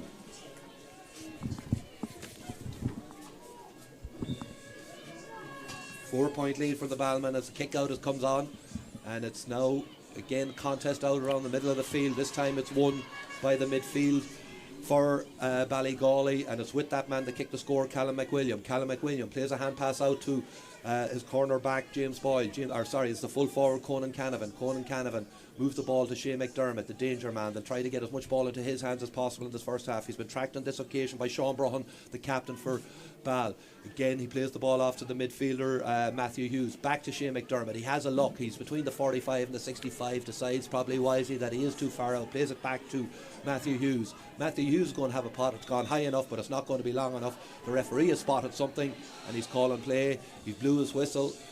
A mistaken breach there, Brendan. I think they were calling it for a breach, but it wasn't. I think the referee is... So Ball had possession, I say. They're just going to go with possession because it wasn't a breach. Yeah, go with possession because it was a harmless ball. He got it too high. It was never going to reach the goal mouth, and there were enough Ball defenders back there to clear it out. So, as you say, referee will just probably give them possession of the ball and let them start that attack again. They're going to get a second chance at it. So the ball with Matthew Hughes. He plays it off to the left half forward, Conal Shevlin. Conal Shevlin to his left half back, Callum McWilliam. Again, ball moved across the field now to the centre back, Michael Mullen. Are we going to see more of him in the first half? That's a lovely little clip ball into Morris McLaughlin. Michael Mullen takes it back off him, beats the first tackle, beats the second tackle. He's in on goals and he drives it over the bar. That was a real Pearson run from the centre half back, linking up with Morris McLaughlin and eventually putting it over the ball to bring it back to a 3-point game. Punch. Yeah, exceptional score there by Michael Mullen. You can tell he's a really direct runner with the ball, and he's powerful there, and he cut through the Ball defence relatively easy, but it was a great score there by Michael Mullen. Yeah, and leading by example from centre half back, the joint captain of this team with Darren McInnesby leading the way for his team. We're going to see another substitute here for the Ballygawley men, Michael McDermott, number 24, coming in for Conan Canavan, number 14. So that's 2 changes they've made in this second half. They're obviously trusting their squad, making these changes quite early in the second half. Yeah, it's an interesting game now, Brendan. 3 points in it, and Ballygawley have the breeze, so Ball will be looking to get on this break from Donegal Kane and just trying to get scores on the board. Yeah, possession from kickouts is going to be crucial, and they did well on that occasion, broken down by Mark Jennings, and it's with Sean McCann. Sean, ball moved up the field, played to Liam Glynn. Liam Glynn in possession of the ball, puts a kick pass in, it's going to go over his man, but no, Owen Murphy does really well there, so he does great corner forward play, just a wee touch on his man to be able to slip him. Ball works its way back now, and it's with Patrick McHale. Patrick McHale looking to see what his options are. He gives it over to centre half back, Michael Mullen on to Ethan Duffy. What can he do? Back to Michael Mullen. That's fantastic score. So it is absolutely brilliant score. We spoke about one centre half back, Michael Mullen, a couple of minutes ago, coming up and showing the way to his forwards. On this occasion it was Ryan O'Donnell coming up, couple of given goals, and then puts it over for a really good score, an important score for his team. 11 points to 1-4, and we're 12 and a half minutes into this second half as the St. Ciaran's College Ballygawley prepare for a kick out. Brilliant score from Ball. Brilliant score there. You can really see Paddy McHale just holding on to the ball, waiting for the open play, and Ethan Duffy to Ryan O'Donnell. Ryan O'Donnell with a great score. His kick out goes out now. The ball is down the far end of the field, and it's that man again, Shane McDermott, in possession of the ball. He's been tracked again by Sean Brohan on this occasion. Ball moves its way into the substitute 24, Michael McDermott. He puts a shot up, and that goes over the bar, and that's an impact from your bench straight away. So it is a brilliant score from Michael McDermott, just on the field, about 60 seconds. First ball in his hands, and he puts it over the bar after good build-up play. Great movement there by the substitute Michael McDermott. He just got away from his man, and it was a great impact sub there. Absolutely brilliant score for the Tyrone men on that occasion to reply to the one that was scored up the top end of the field. There's a kick out that's just gone, never got the trajectory right, and it just went out over the line. We saw the Ballygawley goalkeeper do that on a couple of occasions in the first half too, and again it's indicative and reflective of the strong wind here in Ballyshannon today. Ball in the middle of the field with the Ballygawley man, Callum McWilliams, in possession of the ball. He plays it off to his left half forward, Conal Shevlin. Ball now with a full back, Oran Callahan. We've seen him play up high up the field a lot of this game, so he has to obviously feed the needed physicality around the field. But the ball now in possession of Shane McDermott. He plays a slip hand pass off to his left half back, Callum McWilliams, but he runs into 2 or 3 defenders from the Ball team. Eventually the ball working its way back to Shane McDermott. They have the advantage here, so Shea's going to put this one up with an attempt, but it's going to drop short in the goalkeeper's hand. It'll come back for a free. Enda McFeely had signed that there was a free, so an opportunity here just 5 yards outside the 45 for the Ballygawley men, touch. Yeah, so Ball's defensive wall there, again just inside the 45. Ballygawley are just struggling to break it down or putting it through the hands. They're finding more success when they kick it in, but Shane McDermott knew he had the advantage there and went for the 2-pointer, so it'll be interesting to see now how he gets on with this one. Yeah, we saw Liam Glenn put over a couple of these in the first half. Can Shane McDermott do the same now in the second half? He's a bit further out, he's outside the 45. It would be a big kick, so he would if he could do it. Ball in hand, takes a couple of short steps, has a look, another look, last look, puts it up really high, lets the wind do the rest. It looks good, it looks high, and it's over the spar for a 2-pointer, and we're now 1-7 to 11 points. We're at 1 point game. They're coming up to 15 minutes in the second half, Potch. Yeah, an exceptional score there by Shane McDermott, especially when he knew that he had advantage in the prior play and he fancied himself there. That was about 50 metres out. A massive kick now. So again, interesting game here for the remainder of the time left, Brendan. Yeah, looked so composed and confident over that kick, so you kind of knew he was going to give it a good rattle, and that proved he did. Picks up the breaking ball on this occasion, puts it out to one of the substitutes. I think it's number 22, Jack Kelly. He takes his shot, but on this occasion it goes to the right of the post and wide. So another wide for the Ballygawley men, and we're coming up on 16 minutes into the second half. All to play for here as both teams go hammer and tongs at it, trying to land the Dr. Eamonn O'Sullivan Cup for the first time for both schools. What an achievement that will be, and what a lift it would give these young fellas. So you're finding it very hard, both teams. So again, with their own kickouts now, I know Ball won it there, but St. Ciaran's have been winning Ball's kickouts the last few, and they're finding success. But we've Ryan O'Donnell here now going through the middle. Yeah, we've seen him do this already in this first half or the second half to good effect, and getting a score. Ball played out wide here, and it's with Dara Patton. He takes a stab at it, but maybe rushed it a bit. He was a bit far out. It was a fine kick, so it was, but just tail to the right and wide, and then really need to be putting over them opportunities if they get them. I think on that occasion he probably could have taken it in a bit, Podge. Yeah, them chances are coming scarce now, especially against the wind, so any chance you do get, you'd be hoping to be successful with it. I suppose Dara was just a little bit off balance there when he was taking it outside the boot, and would be a little bit disappointed with there. Yeah, so the kick out now lands out around the middle of the park. Again, brilliant catch on that occasion from Jude Kern. Jude Kern plays the ball off, and it's with Shane McDermott. He just flicks it on to Marcus McLaughlin. Marcus McLaughlin from just outside the D. That's not going to make it. It's going to drop into the goalkeeper's hands. He's out. He's aware to it. Donald Keane does well. Plays the ball off to his centre half back, Ryan O'Donnell. Ryan O'Donnell plays it to full forward, playing very deep down the Ethan Duffy. But the ball is turned over. An opportunity here now for the Ballygawley men. They're able to press up, and they've an opportunity now to get the equalising score. So they have again. Yeah, huge pressure there by St. Ciaran's, but massive pressure there on Ethan Duffy. Your number 11 Shane McDermott and your number 12 Conal Shevlin. Great pressure by them, and again intercepted it, and now they've a scoreable free that Shea will more than likely hit over the bar. Yeah, and we're seeing a lot of that in Gaelic football now. When opposition teams have players up the pitch and they are turned over, they will press high and gain turnovers. And on that occasion, Ballygawley did really well. They had the numbers up and made it difficult for the ballmen to get out. So Shane McDermott standing over the free here. What a game he has had. How inspirational that goal might prove to be in the first half. He puts this one high and he puts it over the bar, and we've a level game here with 13 or 12 and a half minutes to go in Ballyshannon. at Shea McDermott after putting that one over the bar.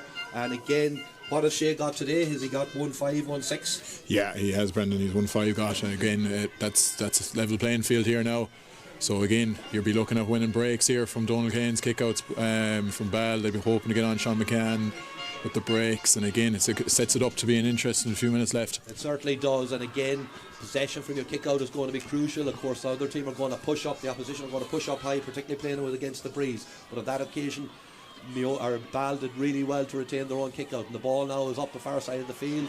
I thought there was a foul there on Patrick McHale. The referee thought differently, but the ball now at the corner back, Oran McGeary is to play out the field. Again, we've a battle for possession, and this occasion it ends up in the hands of the Ballygawley men, but the full back, Sean Broham, was aware to that kick in, and again the ball back in a possession of the Ballmen with the corner back, Conor Brett. Put under pressure, he has bodies. If they can move the ball over this side of the field, there's a bit of space, and they have an overload here, so they can. So ball in possession of Ryan O'Donnell. Ryan O'Donnell coming up through the middle of the field. He's put under pressure. Ball played to the corner forward, Oran Murphy. Was there a hint of off the ground? The referee says no. He's the man close to the action. He knows best. Ball played over here now again. Opportunity. This ball with Dara Patton, is it? And eventually works his way into the corner forward. Number 13 did brilliantly, Charlie Fallon, to get out in front of his man on that occasion, because it wasn't the best ball, and he throws a little dink and inside and puts it over the bar.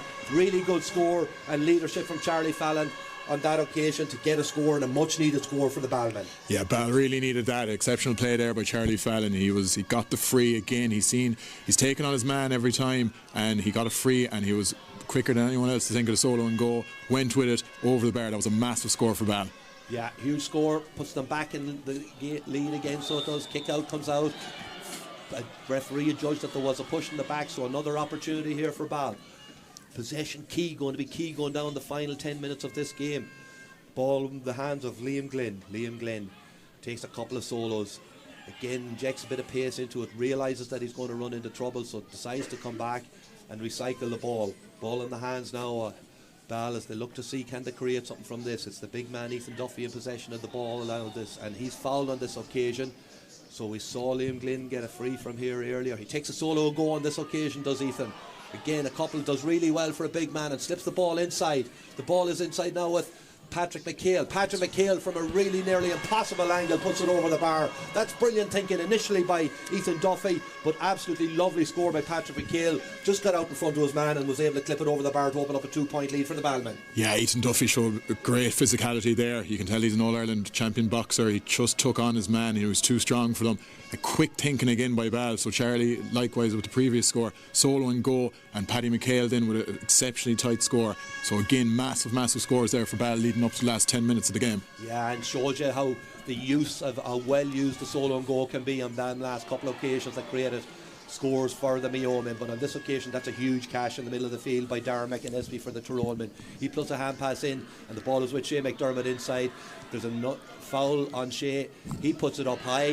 He puts it over the bar. That's just absolutely fantastic. Pure class from Shea McDermott. We're number 11 for the Ballygawley men for a 2-point score to bring it back to a level game after the Ballmen going up getting 2 brilliant scores against the breeze. Shea McDermott says, I don't care. I'm just going to throw a whack at this and put it over the bar from outside the D. Yeah, exceptional score there, Brendan. In fairness, you can tell he's an All-Ireland winner there with Tyrone. Just literally had the free, backed himself to take solo and go, and got outside the 40-metre arc and 2-pointer. Yeah, brilliant score, as you say, Podge. But the ball kicked out this time, and it goes over everyone into the hands of Liam Glynn. But his kick is blocked down, and again, it's the Ballygawley men in possession of the ball. St Kieran's Ballygawley driving up the field, and it's back with that man, Shea McDermott. He lays off a hand pass on this occasion to his midfielder, Matthew Hughes. Ball eventually over with the substitute Jack Kelly, and again it's going to be recycled. Is it with Shea McDermott? It is Shea McDermott that's in possession of the ball. He decides there's nothing on and plays it back to his left half forward, Conor Shevlin.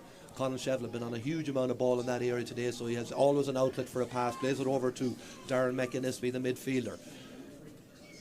Then it's back with Callum McWilliam. We saw him kick a big score already in the second half, so he did from the 45. He doesn't even look to see what's on this time. He's just happy to keep possession of the ball to try and work the opening here. They know they have control of this game with the advantage of the breeze as we come down into the last 8 minutes of the game.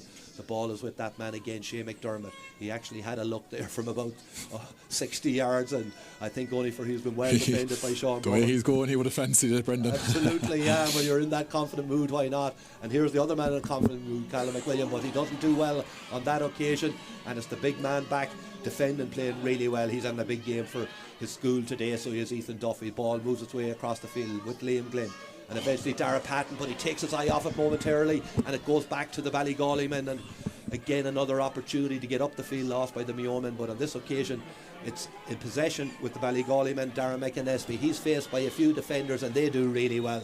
There's a foul there. That's brilliant play, so it is from Ryan Judge. Absolutely fantastic from the wing half forward on that occasion. Put himself in front and was able to win the ball back on a crucial turnover. And we see a substitute coming in here for Ball, number 20 Keelan Corrigan, coming into the game for Ryan Judge, the aforementioned. Just after putting, that's a good way to leave the field, getting a turnover like that, Podge. Yeah, a great interception there by Ryan Judge, and really that was going to be a big play. Any bit of possession now here for the remainder of the game is huge, so again both teams will be looking to get on the ball, and again it's anyone's game at this stage. It certainly is, yeah. Level pegging going into the last 6 minutes of the game.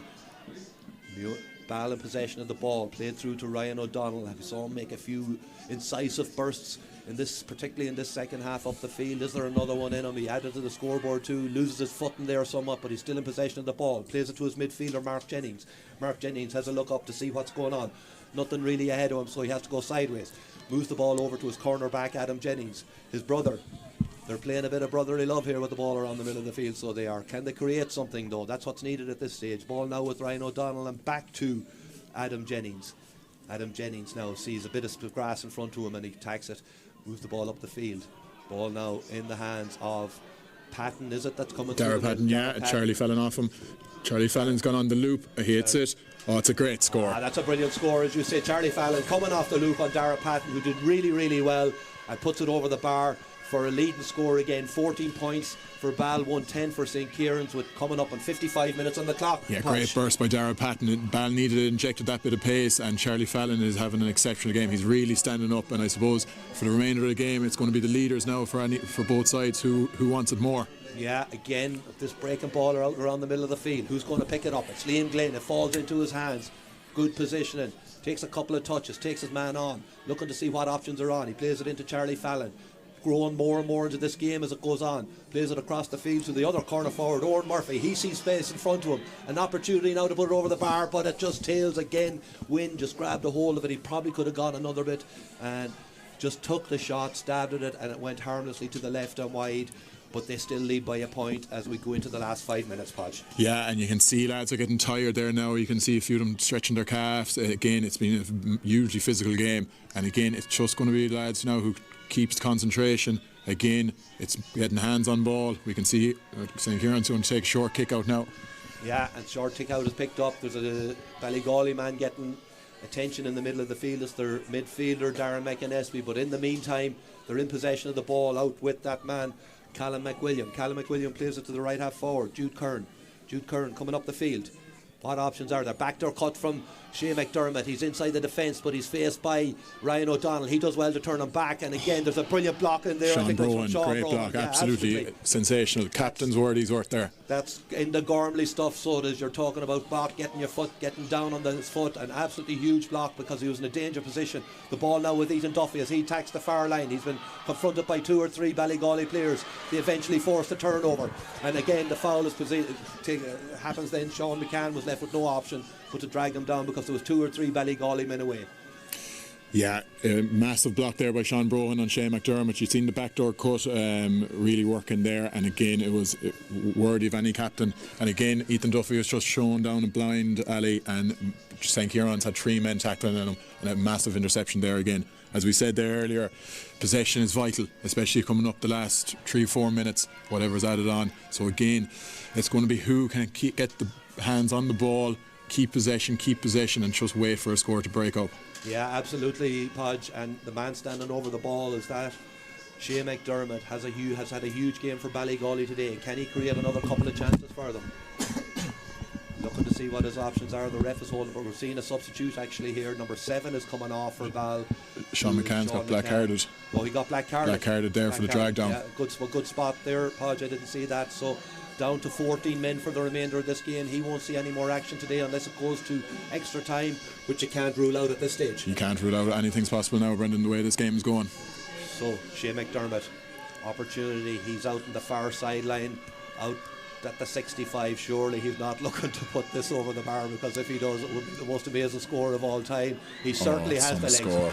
Here, I didn't even think that was on, Podge. That is just crazy kick, Sonny. Absolutely brilliant from the centre half forward. I thought, what is he looking at here? It couldn't be on, but he got contact and beautifully stroked it over the bar for a 2-pointer for the first time in the game. St. Kieran's Ballygawley lead with 58 minutes on the clock, 112 to 14 points for Ball. Yeah, absolutely exceptional score there, Brendan. Again, you can tell he's worked, and St. Kieran's now are getting on top here. You can win another kick out. Yeah, and it's spread out the far side of the field to an unmarked man in possession, Ballygawley man in possession of the ball. He plays it into Marcus McLaughlin. He's faced by the cornerback Adam Jennings. Again, takes a solo, again moving the ball around. They'll be happy to keep possession here now and try and work a score. Ball is with the left half back McWilliams, plays it to Shane McDermott. Shane McDermott, danger when he gets on the ball. Played across the way to, now it's with their centre half back Michael Mullen. We saw him make a decision early on in the game too, to great effect. Mount Ball is with the right half forward. We're in number 10. He puts it up and he puts it over the bar. Jude Kern, that's a brilliantly worked score. They were trapped in the corner, the far side of the field, recycle the ball around. Michael Mullen involved, eventually find a way to Jude Kern, who puts it over the bar to open up a 2-point lead with 59 minutes on the clock, Podge. Massive score there, Brendan, by Jude Kern, and again it started from Michael Mullen. You can see he's just bursting out through centre back, and he's really injecting pace there for St. Kieran's. And again, massive score there by Jude Kern. 2 points in it now, Brendan, and they've won the Ball kick out here again, so massive pressure on Ball. Yeah, huge pressure. They've come good at the right time as this Ballygawley team. The ball is played in, but that's really well defended, so it is by Sean Brohan. He had a fine game for his captain in his college in this final, so he has moved the ball up the field. Will be another opportunity for the Eamonn as they come up. It's Ryan O'Donnell in possession of the ball. He has players on this support of him this side. He takes a solo and go and moves on with it. Moves the ball across the field, and it's again he's going to be confronted by 2 or 3 defenders from Ballygawley. They have the advantage of a free here now, so they should take a pot, Dara Patton, if he wants to. And the play ball eventually works its way across, and it's with one of the midfielders. Again, he's fouled inside, so they will be given the option to take the free back. Liam Glynn having a word with the referee that it is outside the arc. An opportunity here for Liam, but by no means an easy opportunity, Podge. No, 3 minutes left as well, and again Liam's opting to take it outside the 40-metre arc. We know how tough the breeze is, but again, if there was one man to go and do it, it's Liam. Yeah, I kicked a couple of massive ones in the first half. Did you say that there was 3 minutes injury time? 3 minutes injury time, 3 yes. minutes injury time, I'll spot it again. Podge, so Liam Glynn, huge kick. They may get another opportunity, but this is, puts it up high, looks fairly good. Over the bar. Oh, it's over the bar. Some Fantastic score from Liam Glynn, into the teeth of the wind, over the bar to bring things back to a level game again. St. Kieran's Ballygawley won 13, Ball 16 points. That's showing leadership, so it is for your team to be able. That's showing control, and it's showing composure to put that over the bar. So we're into the last few minutes of this game. Which way is it going to go? Is it going to go north to Ballygawley? Is it going to go south to Ball? Ballygawley in possession of the ball. Ball spread over this far side of the field to Elliot Kerr. We know that he can cause trouble. Takes a couple of solos. Looks to see what his options are. See there's nothing on. Plays it back to the substitute number 24, Michael McDermott. Came on, first touch of the game, put it over the bar. Ball eventually works his way to the left half back, Callum McWilliam. Michael Mullen makes a run off his shoulder. He decides not to give it to him. Gives it back, and the ball eventually works his way back to Michael McDermott. He kicks it back over across the field. They know that they have a couple of minutes to kind of work something up here, so Michael McMullen, they'll obviously be trying to get that key man Shane McDermott in possession of the ball. He's currently marked by the fullback Sean Brohan. Can they get him in possession of the ball? Will there be another opportunity in this game, or are we going to go to extra time? Ball played in, and again good hands there from the Ballygawley men. They have the advantage of a free here. Ball works its way back to Callum McWilliam. They will have a free shot here now. That's still up for advantage. The ball is kicked. It's going to go wide, so it is. The referee will bring it back for a free just outside between the 45 and the 65. Again, we saw him kick one from further from here. There's another opportunity here, and this could be the key one. Yeah, this could be the winning of the game here now, Brendan. The way Shea is kicking scores, you definitely would back him to score this, but again, it's an exceptionally hard kick. It's over on the right hand side. He has the breeze with him, but again, you don't know how this is going to go. No, by no means an easy kick, but the way he's going. Yeah. We certainly don't have to question that it's in his locker, so we don't, because we see him knock over some fabulous scores today. But this is is this the one that's going to take the Dr. Eamonn O'Sullivan Cup back to St. Ciaran's Ballygawley College?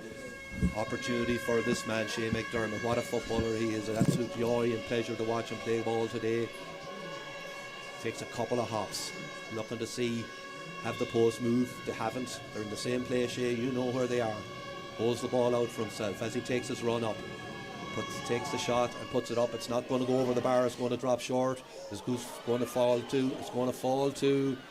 Eventually makes its way to the off the ground. Yes, off the ground. Great decision. It's off the bound. And it's going to be a free out. That was a nervous moment there. So if you were sporting a Ballman, or indeed if you were sporting St. Ciaran's College Ballygawley. Right decision by the ref all the same.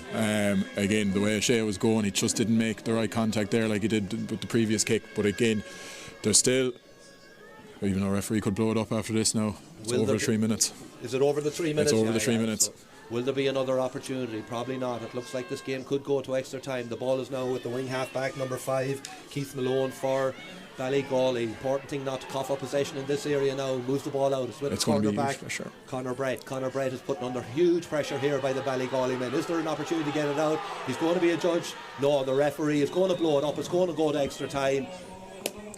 Yeah, we're going to go to extra time. Level game. St. Ciaran's Ballygawley won 13, Ball 16 points. And I think on the balance of play, both teams deserve another 20-30 minutes at this. Yeah, absolutely, Brendan. The way the game is going, credit to both sides. Again, the last 10 minutes there, you couldn't call it. Again, just exceptional scores. Shea McDermott stepping up, Liam Glynn stepping up with the 2-pointers. You want your leader stepping up there the last 10 minutes, and both sides had their leaders. And again, sets it up to be an interesting extra time. I don't know who's going to call it now, but yeah, very, very hard to call. We've seen huge performances from both sides, as you correctly says, Podge. You have to say, I've seen a lot of the Ballygawley lads going down with cramp over the last 10 minutes. Fitness is going to play a huge part here. Have they got it in the legs over the next number of over extra time? But it's been an absolutely titanic hustle, so it has. We've seen some brilliant football on show. We've seen some brilliant scores. We've seen leadership from these young men coming from all areas of the pitch. We've seen brilliant tackles, brilliant box, and absolutely brilliant scores. So we're going to have to go at it again for extra time. So we are. And if you're joining us, or you're going to have to stay with us, because there's still a lot of stake here. They still don't know the destination for the Dr. Eamonn O'Sullivan Cup, but you'll be able to join us here for extra time when it comes on.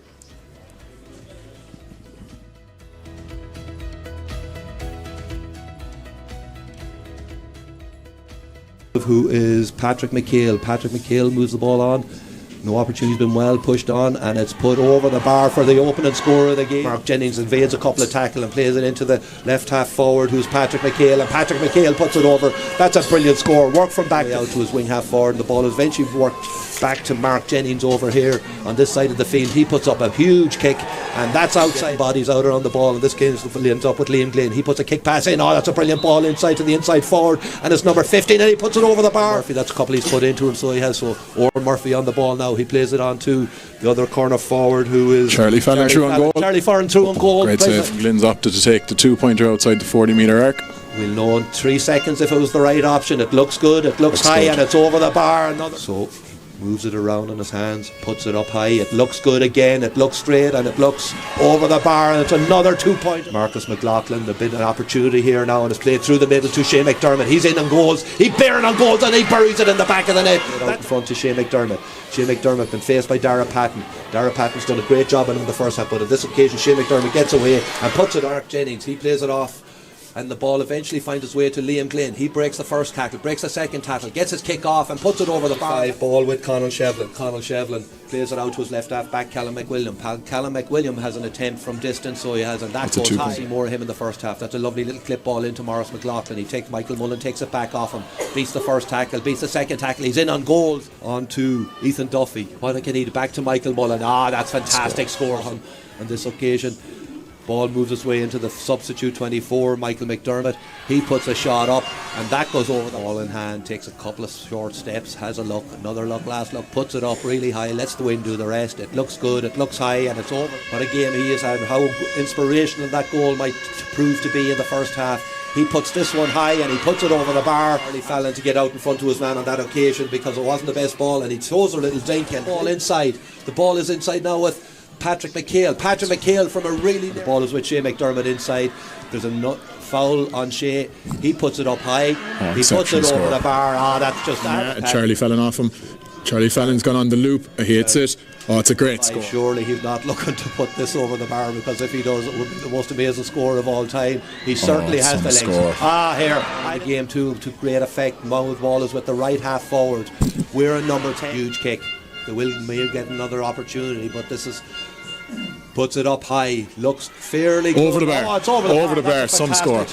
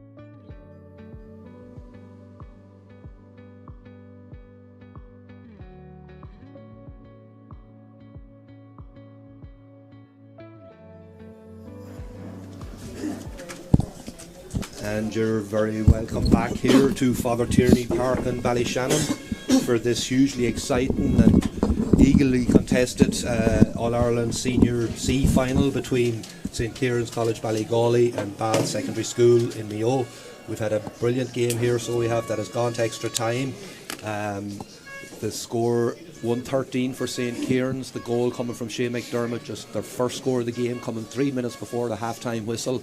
16 points from Ball, and we've had an absolutely superb game, I suppose, dominated by the two centre forwards on the scoreboard anyway. Shane McDermott contributing 110 for the Ballygawley men, while Liam Glynn contributed 0-7. We see some exceptional scores, Podge, from both sides, and work rate has been huge, and the effort, endeavour coming from both sides has been huge. Who has it in the legs for the extra time? Yeah, look, Brendan, it's been a fascinating game, I suppose. Like, you could see both teams were cramping up there the last few minutes. I know Sean McCann getting the black card there, put Ball under pressure there, and again, when you wanted men to step up on your team, you had Liam Glynn step up, you had Charlie Fallon step up, you had for St Ciaran's, you had Shane McDermott step up. So again, it's just going to be a fascinating extra time here, and I suppose, as you said, it's who has it left in the tank, it's who wants it more, who's going to step up and just be sensible on the ball and keep it simple. Yeah, really looking forward to it, as we both teams now back out in the field. A lot of stretching going on. I saw a lot of the lads stretching in the last few minutes of the game, so we're going into 10 minutes aside extra time here now in Father Tierney Park. The two captains up talking to the referee to take the toss and to decide who wants to play with or against the breeze. Both teams in their team huddle, last minute instructions, last minute, let's do everything we can to get across the line here. There's a huge prize at stake, so both these schools, so there is, and both of them, you'd have to say, would be fully deserving if they can pull the win out of the fire today, so they would, Podge. Yeah, it's a special occasion for both sides. Of course, an All-Ireland doesn't come around every day, and again, it's going to be a fascinating extra time, I should say. And again, we can see that Ball is going to be playing with the breeze in the first half of extra time, and we can see how influential the wind was in the first and second half of normal time. So again, it's just about getting scores on the board, getting your 2-pointers likes your Liam Glynn, getting him shots off, and just trying to build up a score as much as you can in the first half, especially when you're playing with the breeze. Yeah, certainly that's the case, Podge, so it is, and you know, availing of the wind when you have it is going to be a key factor here. But we saw both teams too, and particularly in the second half, really impressed with Ball with the way they were able to get up the field and get scores on the board when things looked to be going against them. They showed enough initiative to get up the field and get them crucial scores to be able to stay with St Ciaran's College Ballygawley when it looked like they were favourites to win 10 minutes out. Yeah, so we can just see here the Sean McCann's black card. There's 2 minutes left of it, so again, St Ciaran's are playing with an extra man now at the moment. Yeah, so they'll have to battle away for the first few minutes with 14 men. Ball thrown up in the middle of the field, won by Matthew Hughes for the Ballygawley men. As they come up the field, the ball is in the hands of Conal Shevlin. He kicks it in, but it goes over the head of Marcus McLaughlin, and it's going to be picked up by Adam Jennings in corner back. Ball coming out here now. Sean Brohan coming out with the ball, strong full back play. He plays it to Liam Glynn, playing really deep down the field. Takes a number of solos around the middle of the park, puts a long ball in, but that's going to beat everyone. I think the wind is going to take it out over the line. Patrick McHale will fight to get there. I think it was Patrick down in the corner, either that or Charlie Fallon. Charlie Fallon maybe chasing that down, but it was always running away from him, going out for a sideline ball. So you'd be expecting Ball to put a full squeeze on this here, so you would try and make it very difficult for the Ballygawley men to come out as they play down in the corner. We've a restricted view of it down here, but they managed to do that, and the ball now played with a bit of space out with the Ballygawleymans, with their cornerback Oran McGeary. Oran McGeary takes steps up the field. He's showing no lethargy or no tiredness either, so he isn't showing great composure to come out the field and create that bit of space. Ball played across the middle to left half forward Conal Shevlin. Conal Shevlin looking to see what his options are. He's confronted by Dara Patton and decides to go back the way. Better not take him on. He's a good tackler. Ball now in possession of right half back Elliot Kerr. We saw a lot of this in the first half too from the Ballygawley men. Podge playing the ball around the middle of the field, trying to create something, but Ball are well structured to deal with that. Yeah, and I suppose St Ciaran's thought process behind that, they're against the breeze, so again, just being patient with it. You're eating into time when you're against the breeze, and they're trying to just set up a Ball mistake here now, and it's true. Yeah, ball worked his way eventually into Morris McLaughlin, goes to ground but gets up pretty quick again. Again, he's been forced out the way by the Ball defence, and the ball works its way out to the left half back, Callum McWilliam. He plays it into eventually to Shea McDermott. Shea McDermott beats the first tackle and goes over and puts it over the bar. That's an important score, first score in extra time against the Breeze for the Ballygawley men, and we've another man down now, a cramp. But again, it's that man Shea McDermott scored I think 110 from in the first 60 minutes, and he's got the first point extra time. Yeah, real patient play there by St. Kieran's again. As I said, they're just waiting for an opening, which they did there, and I suppose just to remember that Balla are a man down, and again that's eaten into St. Kieran's play, and we're true dispossessed there from Keegan Corrigan. Yeah, and it's the Ballygawley men back in possession and back in control here as they move the hand passes around ball with their full back, Oran Callahan. He plays it off to the corner back, James Boyle. James Boyle been put under big pressure by Ethan Duffy. Referee decides that it's going to stop the play here. He's going to give it free because there was a pull on his jersey by Ethan Duffy, and now I think it's a case that the Ball can get the full complement of men back on the field. Am I right in saying that? Yeah, Sean McCann's just after coming on there now. Yeah, so ball in the hands again of this man Shea McDermott. How many possessions? Oh no, it's not. It's the wing half back, Elliot Kerr. Elliot Kerr plays it across to the substitute 22, Jack Kelly.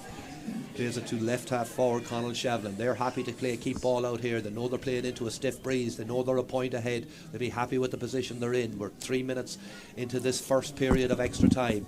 A bit of control here been shown by the Ballygawley men. It's with their centre half back, Michael Mullen. He's been had a huge game for them, played really well. Ball kicked in now, and it's with the sub, Michael McDermott. He puts it high, it curls, but it doesn't curl in time for him, and it goes right at the post and wide.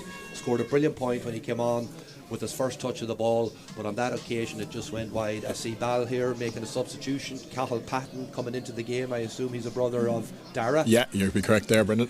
So coming in, getting ready to come into the game at the next break and play, and it's number 12 for the Paddy McHale, excellent play there. He's looking in. He's had a busy game. He's been all over the field, so he has Paddy McHale, and he plays it off to Dara Patton in the middle of the field. Tries to get it back, but again they're smothered out by an avalanche of Ballygawley men who are able to get the turnover, but they've been put under pressure here now. And where's the ball going to end up? It ends up with the Ballygawley men as they get up the field. A lot of tired legs out there now. Can they defend this? The ball is kicked in, and it's with that man, Shea McDermott. Shea McDermott takes on the full back. He goes at him, runs at him. He's going under. That's excellent tackling. Brilliant play. Square ball. Ball put across the face of the goals, and it's the number 8, Darren McInnesby, who puts it into the net. No, goal, he's giving it, yeah, goal stands. Brilliant play initially from Shea McDermott. You have to say that it was really well defended by Sean Brohan. He stayed on his feet, made him put the ball. I think Shea McDermott was going for a point, but it went across the goal, and who was there? Only the big midfielder Darren McInnesby to put it into the back of the net. That could be a huge score in the context of the game. 4 points up against the Breeze the first period extra time. Yeah, St. Kieran's are playing a very intelligent game here now, Brendan, and again Shea McDermott just took on his man. Now Sean Brohan done excellently defending him. He just cut him back, but again Shea seen Darren McInnesby inside his left hand side, and again it was exceptional goal, and as you said, that's a huge score in this game. Yeah, gets into the teeth of the Breeze. 4 points up in this first period of extra time. We're just over 5 minutes into that, halfway through, as Enda McFeely, the referee, makes contact with his linesman. He's trying to bring his attention to him. They're looking to maybe make a substitution here in the line, I think. No, you have a man down injured. That's what the problem is. The number 7, Callum McWilliam. I think he's just all cramped up. So, waiting for the kick out here from Donal Keane. The question is, have Ball got it in the legs? Have they got it in them to get back into this game? Trailing by 4 points early on, playing with the Breeze. They need to get possession from this kick out. Ball kicked long, eventually finds its way under the break as Liam Glynn. He's been the scorer in chief today, so he has. The referee blows his whistle. So I don't know what's going on here. We have a break. We'll see a substitute lining up for St. Kieran's Ballygawley. It's Sean Carty that will possibly be coming into the game, and I'd say it's for Callum McWilliam, who seemed to be cramping up there a number more in the scope. Yes, there was a bad man down there just injured, Brendan. Just he landed awkwardly after the kick out. I can't just quite see who it is now, but again, as you said, this is a massive few minutes now for Ball. They need to get a score on the board, especially when they're playing with the Breeze.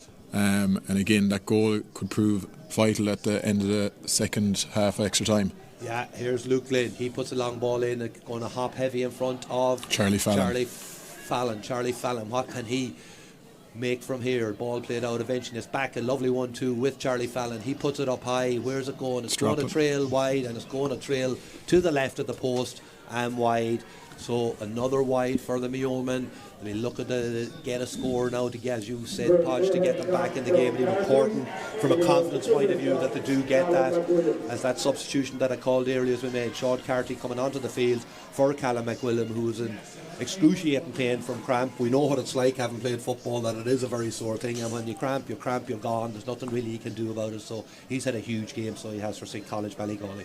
Yeah, look, it's been that type of game now, Brendan, where it's just demanding on the body, and you can see a lot of them are cramping up, and you'd expect a few more to be coming off. And again, with subs coming on, you're just trying to make a difference. Yeah, and we've seen that difference been made on a number of occasions by the substitutes coming in. But this case, the ball is broken down, and it's in the hands of Conall Shevlin. He does really well. He's in another fine game for them through the hands of the full-back Oran Callahan. He plays it out to Michael Mullen. Michael Mullen out to the far side of the wing, playing up along the stand side with the substitute number 27 getting an early touch, Sean Carty. He has the legs, you can see he's looking for it back, but eventually it works its way in. I think it was Michael McDermott that had it, and now it's in the hands of that man Shane McDermott. He looks to see, is there a run for him? There is a run for him, but I think the ballman has read it intentionally, and that's a brilliant. Conor Brett did brilliantly on that occasion, read where the pass was going to go and intercepted, and now it's open play in the hands of Liam Glynn. Ball have men on the left hand side here. If he can open up, you'll see he's going for the outsider.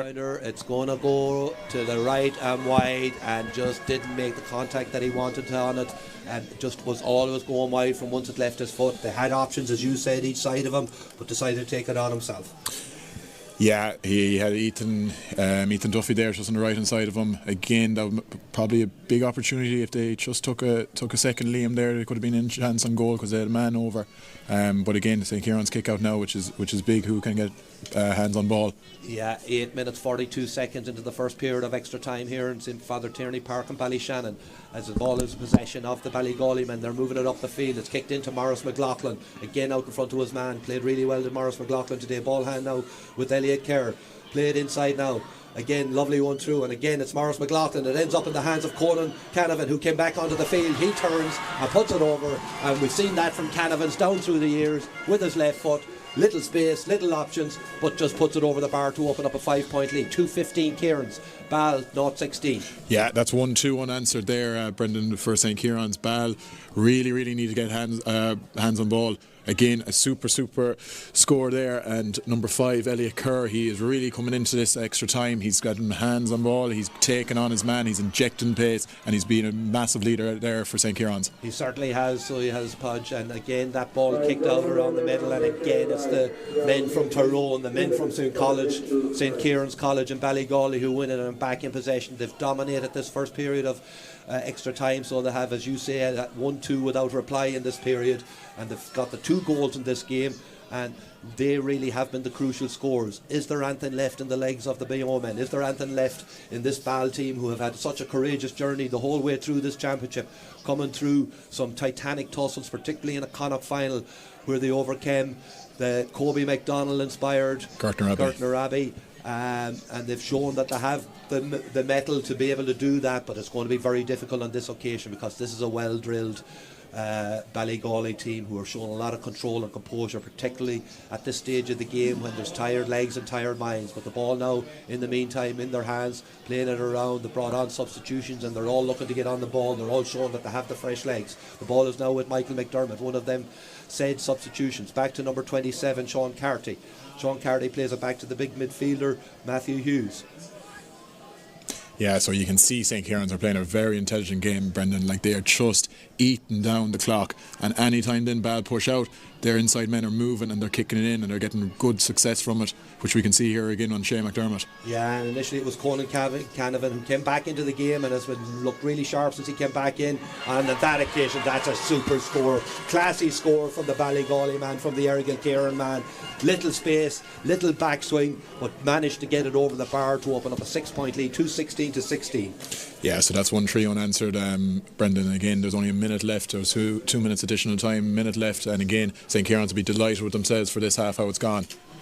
Yeah, they've certainly put in a huge shift in these 10 minutes. We thought that they looked tired and out on their feet, but they found the energy from somewhere, and here's Conall Shevlin. Conall Shevlin winning that ball around the middle of the field. They've dominated really every area, so they have, since extra time began. Yeah, you can even tell on kickouts they're winning breaks now. They're just being the first to every ball, and the substitutes that they've brought on have been really influential in the game as well. Yeah, and Maurice McLaughlin in possession of the ball down in that corner, but he's put under pressure and a turnover opportunity. Can they get the ball up the field quick enough to get a score on the board in this period of extra time, to go in at half time with some sort of head up? And it's that man Ryan O'Donnell, but again he's turned over. Absolutely brilliant tackle, and on that, referee Enda McFeely blows the half time whistle in extra time, and the scoreline of St. Ciaran's Ballygawley 2-16, Ball 16 points. That's been a huge 10 minutes from the Tyrone men. Yeah, massive. St. Ciaran's, again, as we said, it's just a very, very intelligent game what they played that half. And again, with this half now, they will more than likely do the same things, just try and eat into the clock, which can be dangerous with these new rules. I know Ball still have men who can kick big scores. They have leaders there in terms of Liam Glynn, Charlie Fallon, Ryan O'Donnell, Mark Jennings actually been taken off, but Dara Patton, again, it's not to say that it's over, but they will be under severe pressure and trying to eat that clock. But again, St. Ciaran's, credit to them, excellent play. You had Shea McDermott really stepping up, Conan Canavan, as we already referred to, Elliot Kerr, who had a massive game, and Michael Mullins injecting pace there from defence into attack. Yeah, exactly, Podge, and quality all over the field, and they're showing that they have it in the legs. It's going to be a huge ask here, so it is. Can Ball get back into this game, playing into the breeze, which is still fairly stiff and strong, playing with a 6-point deficit? It's going to be take something exceptional from them. Have they got it in them one last time, one last big burst from them? And we wait here now as both teams are in their huddles, and we'll be going into the second period of extra time.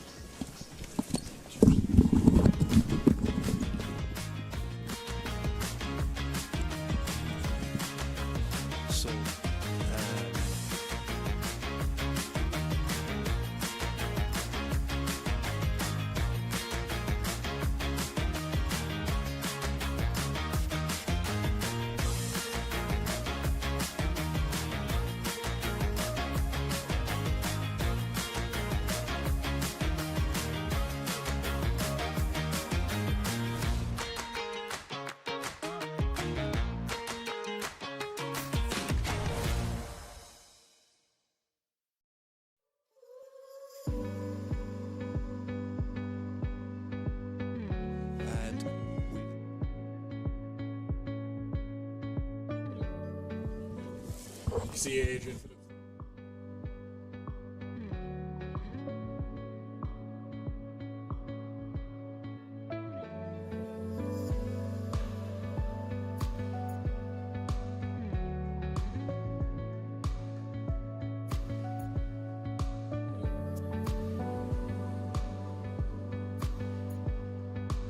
Cathal Patton, ball thrown up, and it's going to fall the way of the Ballygawley men. They get possession, first possession in the second half, which is a hugely important one through Matthew Hughes, and the ball now with the Ballygawley men to move it around here over to Conan Canavan. He come in and he's kicked absolutely 2 clinkers of points, so he has, as he re-entered the game.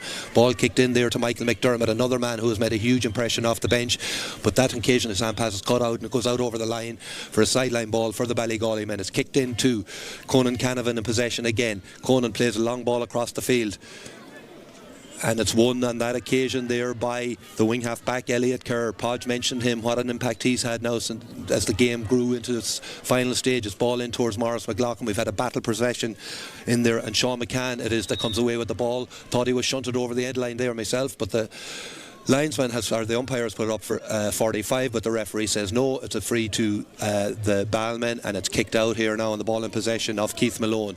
He plays it out to Oran Murphy. Oran Murphy in possession of the ball, running at his man. He knows that this team needs something big here at this stage. He kicks it in, ball goes in high, and it's into that man Ethan Duffy. He plays it off to Charlie Fallon. Charlie Fallon been put under huge pressure by the Ballygawley defence, but eventually fouled, and the referee says yes, that's a free. He kicks it and it ends up in the back of the net. The referee is going to let let it go. Absolutely huge goal.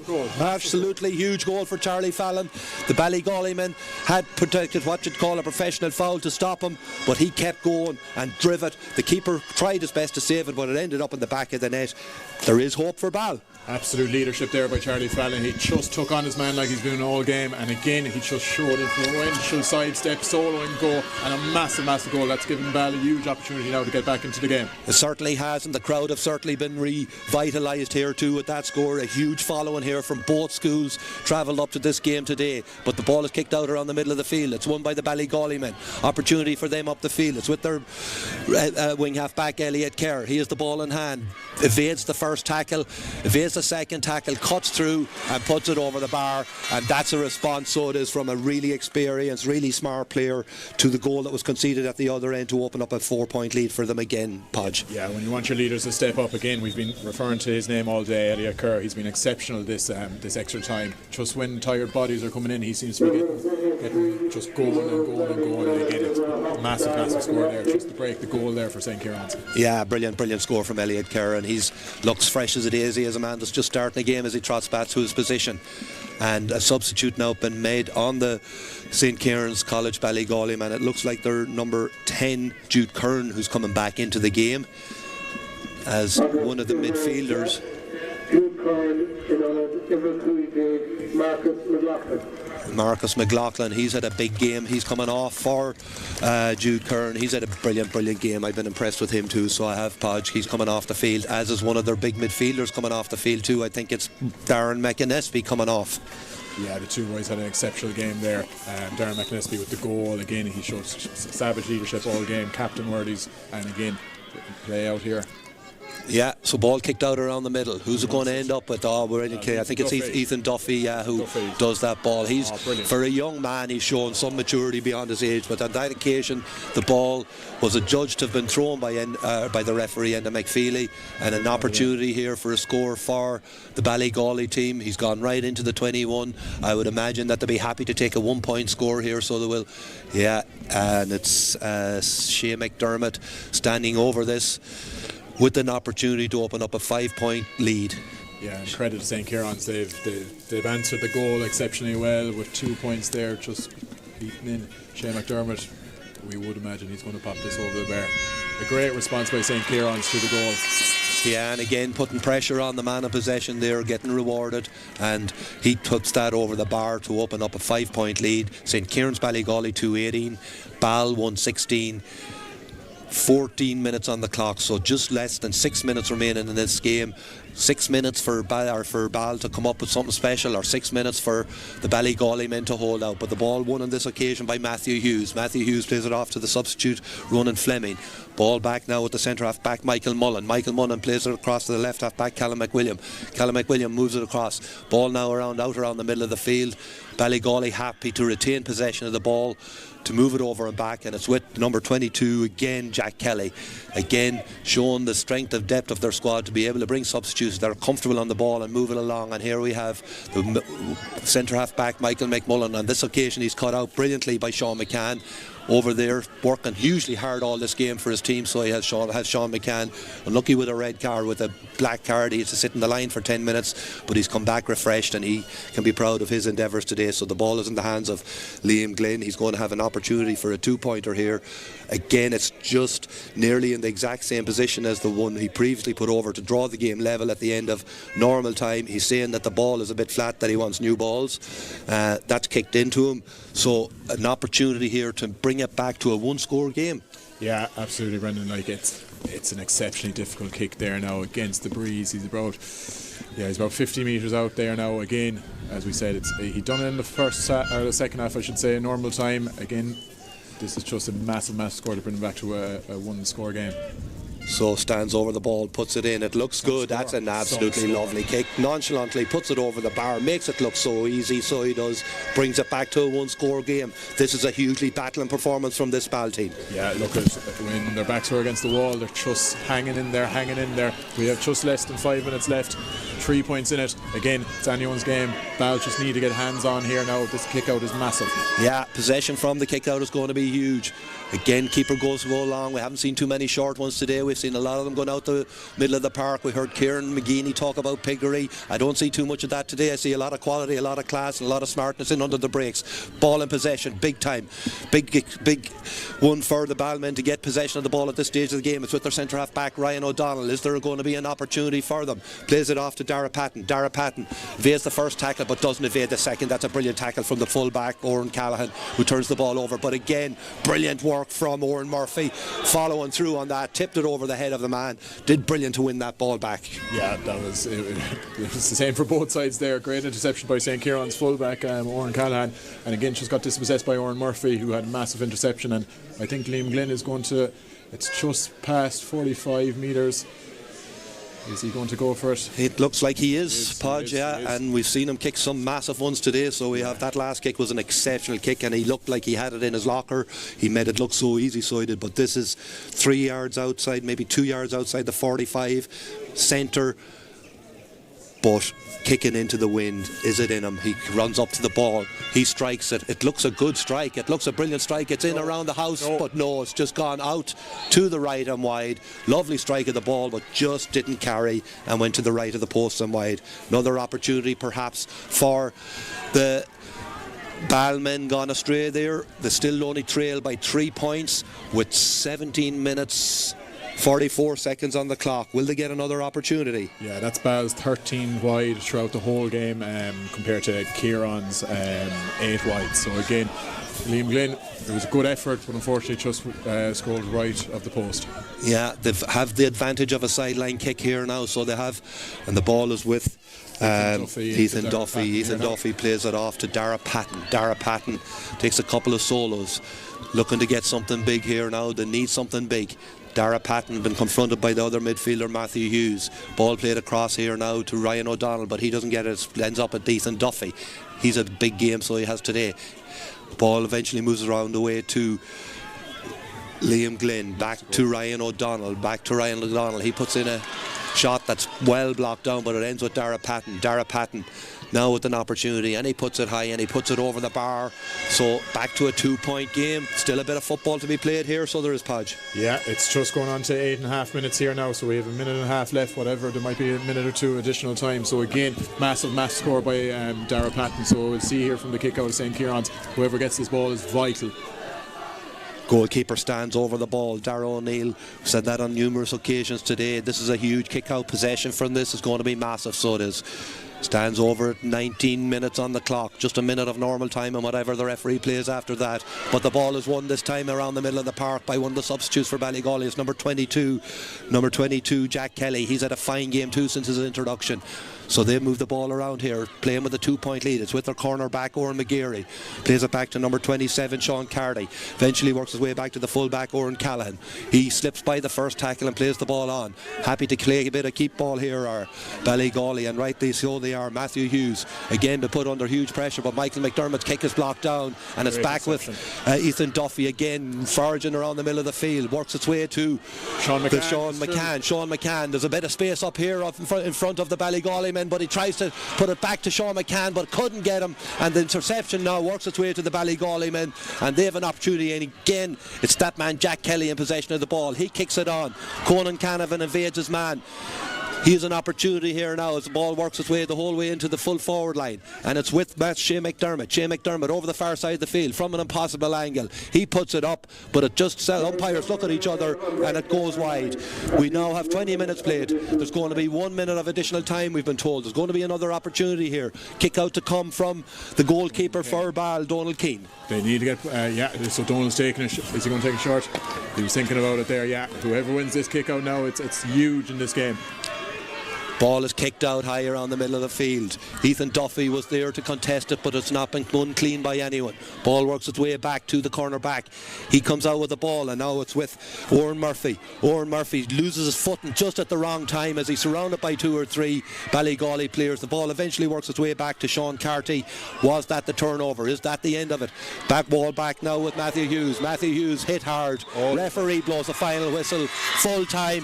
Ballygawley, our All-Ireland senior Senior C champions, and what a game we've had here today. You'd have to say in the balance of play they deserved it, but we've had a huge effort from both teams. Brave, honest endeavour at the highest order from both these sides today, so we have Podge, and both teams can be extremely proud of the performance they could put in, but only one team can win. Yeah, exceptional game there, Brendan. Both sides can be so proud of themselves. St. Kieran's just nipped it in the end, and again, credit where credit is due. They were a fantastic team. They had real leaders there stepping up in terms of Elliot Kerr in that extra time, Micheál Mullen in normal time, again Shane McDermott, I don't know how many times we mentioned his name today, with 111, and again Conal Canavan as well, exceptional. So again, a really good side.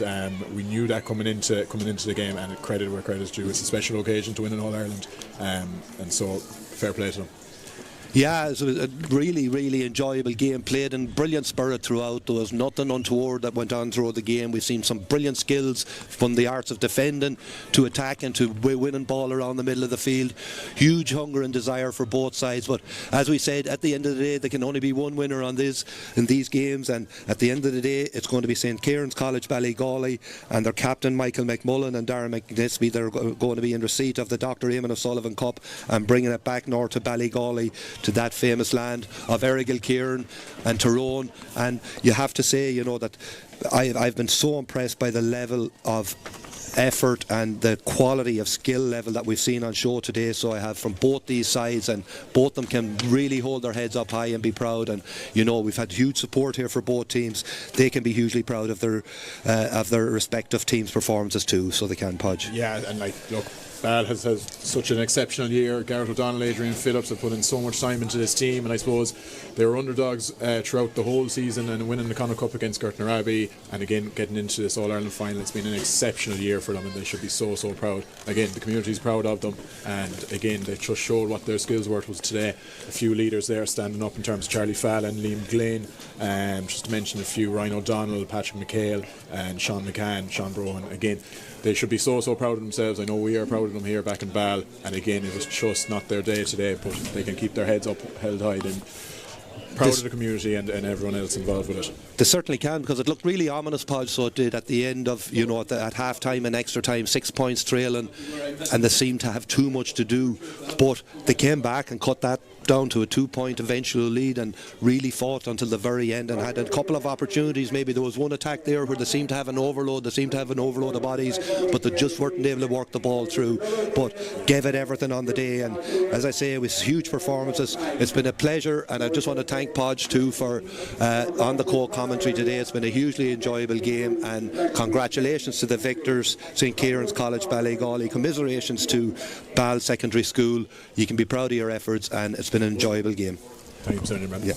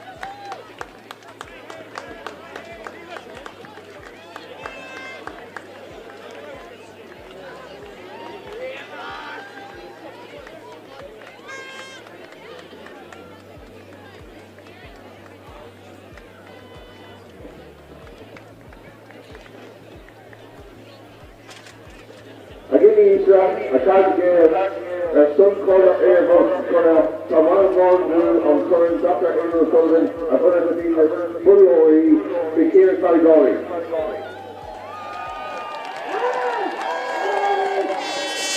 The following handing over Dr. Eamonn Sullivan trophy to the winning captains Michael and Darren on behalf of the schools to Ciaran Ballygawley. I would like to acknowledge and thank a few people on behalf of the Alliance School Committee.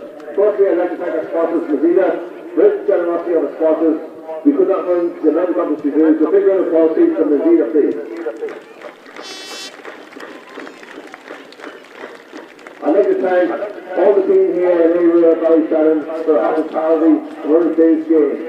They say it takes a village to raise a child, it takes community to run a CA club, and we see the community here in Ballyshannon. Thank you again for your fantastic facility and the great occasion.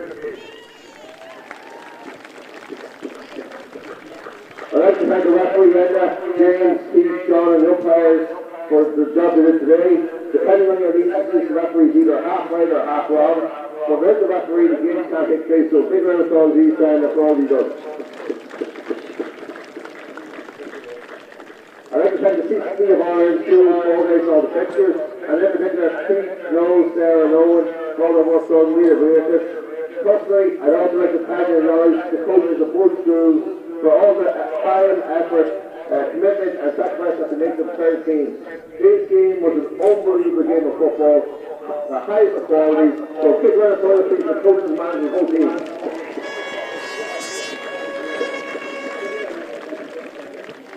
To Balla, I know you've got to go through with disappointment. At the start of the year, if you're both going to be college champions, I'm sure you wouldn't like with that there. You represent your families, your clubs, and your schoolmates, families. So big round of applause to Balla for a fantastic game of football. But it's a clear Ballygawley. Congratulations, job well done. After 28 minutes, it looked a bit ominous for you, but you look at them, you got a few scores, you dug very deep, and you came good. Your credit to your club, your family, your county, your province.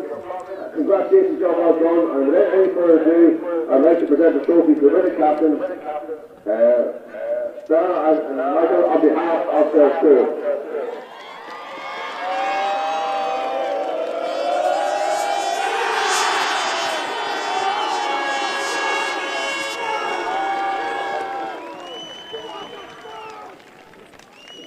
The other guys are going to say a few words, I think all in Irish. Yeah, I told you this, it's one on the road John Daniel, it's on the car suit here.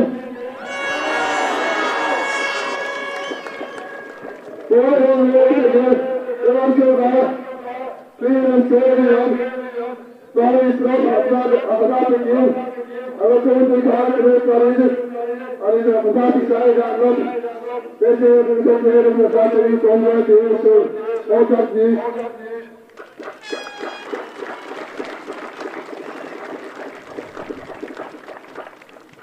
So here, Ballyshannon, after half an hour the facilities here in Ballyshannon the first half.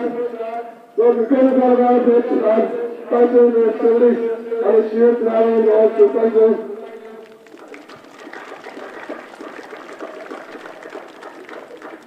I'm really doing how to connect it. I know it's not an easy job to have any friends, especially in the mainstream game. It's not a lot of stuff, but it's doing a fantastic job down there.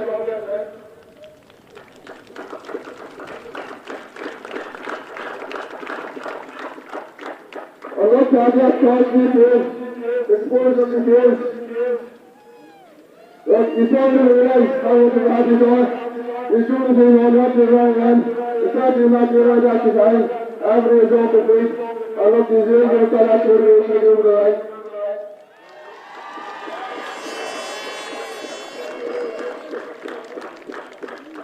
The teachers. Look, all kinds of things there. Like us, listening to artists, the children, like artists or whatever. I always thought that when I was up teachers, but he's Jewish. A lot of times, like, I started writing there, I started teachers who live in fantastic after the past few weeks. He got a ball school in the school, and all kinds of things as well.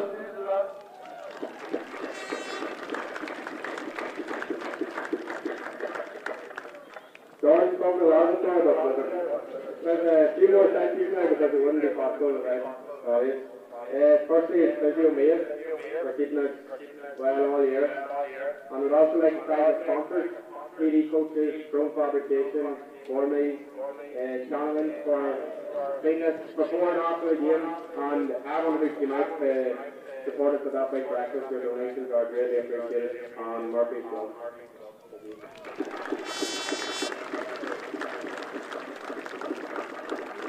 Next, I'd like to thank the managers, Ciaran and Clinton. They put in all the work behind the scenes, and it goes unnoticed. They put in the work for multiple years, and I said it at the Ulster final. We haven't been able to give them back what they deserve, so it's brilliant to give them an hour for this year. They're brilliant.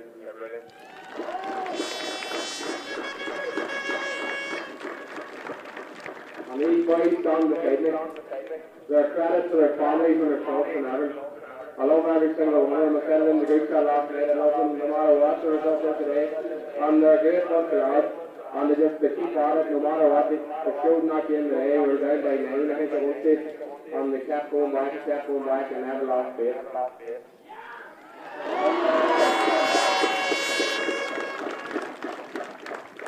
And finally, his father-in-law, Programation Court, Dr. O'Sullivan, Ballygawley. It's Ula Boo, and Lord Georgia Boo, and it's constantly Ula Boo.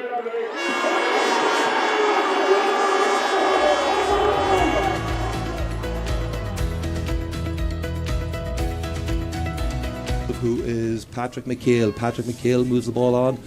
No opportunity's been well pushed on, and it's put over the bar for the opening scorer of the game. Mark Jennings invades a couple of tackle and plays it into the left half forward, who's Patrick McHale, and Patrick McHale puts it over. That's a brilliant score. Work from back out to his wing half forward, and the ball is eventually worked back to Mark Jennings over here on this side of the field. He puts up a huge kick, and that's outside. Bodies out around the ball, and this game ends up with Liam Glynn. He puts a kick pass in. Oh, that's a brilliant ball inside to the inside forward, and it's number 15, and he puts it over the bar. Murphy, that's a couple he's put into him, so he has. So Owen Murphy on the ball now. He plays it on to the other corner forward, who is Charlie Fallon through on goal. Charlie Fallon through on goal. Great save. Glynn's opted to take the 2-pointer outside the 40-metre arc.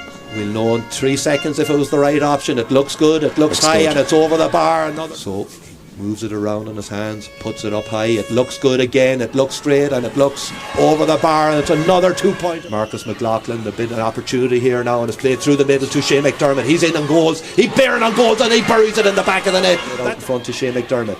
Shane McDermott been faced by Dara Patton. Dara Patton's done a great job on him in the first half, but on this occasion Shane McDermott gets away and puts it on Mark Jennings. He plays it off, and the ball eventually finds its way to Liam Glynn. He breaks the first tackle, breaks the second tackle, gets his kick off and puts it over the bar. 5 ball with Conall Shevlin. Conall Shevlin plays it out to his left half back, Callum McWilliam. Callum McWilliam has an attempt from distance, so he has, and that goes high. See more of him in the first half. That's a lovely little clip ball into Maurice McLaughlin. He takes Michael Mullen, takes it back off him, beats the first tackle, beats the second tackle. He's in on goals. On to Ethan Duffy. What can he do? Back to Michael Mullen. That's fantastic score on this occasion. Ball moves its way into the substitute 24, Michael McDermott. He puts a shot up, and that goes over the ball in hand, takes a couple of short steps, has a look, another look, last look, puts it up really high, lets the wind do the rest. It looks good, it looks high, and it's over. What a game he has had. How inspirational that goal might prove to be in the first half. He puts this one high and he puts it over the bar. Charlie Fallon to get out in front of his man on that occasion because it wasn't the best ball, and he throws a little dink and ball inside. The ball is inside now with Patrick McHale. Patrick McHale from a really... The ball is with Shea McDermott inside. There's a foul on Shea. He puts it up high. He puts it over the bar. That's just that. Charlie Fallon off him. Charlie Fallon's gone on the loop. He hits it. It's a great score. Surely he's not looking to put this over the bar, because if he does, it would be the most amazing score of all time. He certainly has the legs. Score. Here. The game to great effect. Monmouth Ball is with the right half forward. We're in number 10. Huge kick. They may get another opportunity, but this is... Puts it up high, looks fairly good. Over the bar. It's over. It into eventually to Shea McDermott. Shea McDermott beats the first tackle. Shea McDermott takes on the full back. He goes at him, runs at him. He's going under. That's excellent tackling. Brilliant play. Square ball.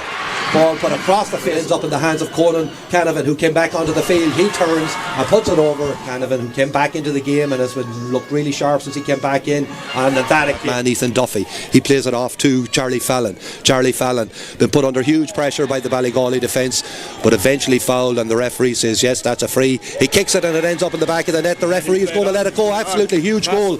Absolutely huge. Evades the first tackle, evades the second tackle, cuts through and puts it over the bar, and that's a response. So it is from a really experienced. We would imagine he's going to pop this over the bar.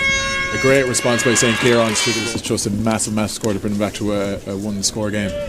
So stands over the ball, puts it in. It looks good. That's an absolutely lovely shot. That's well blocked down, but it ends with Dara Patton. Dara Patton now with an opportunity, and he puts it high and he puts it over the bar. So Michael, on behalf of the crew,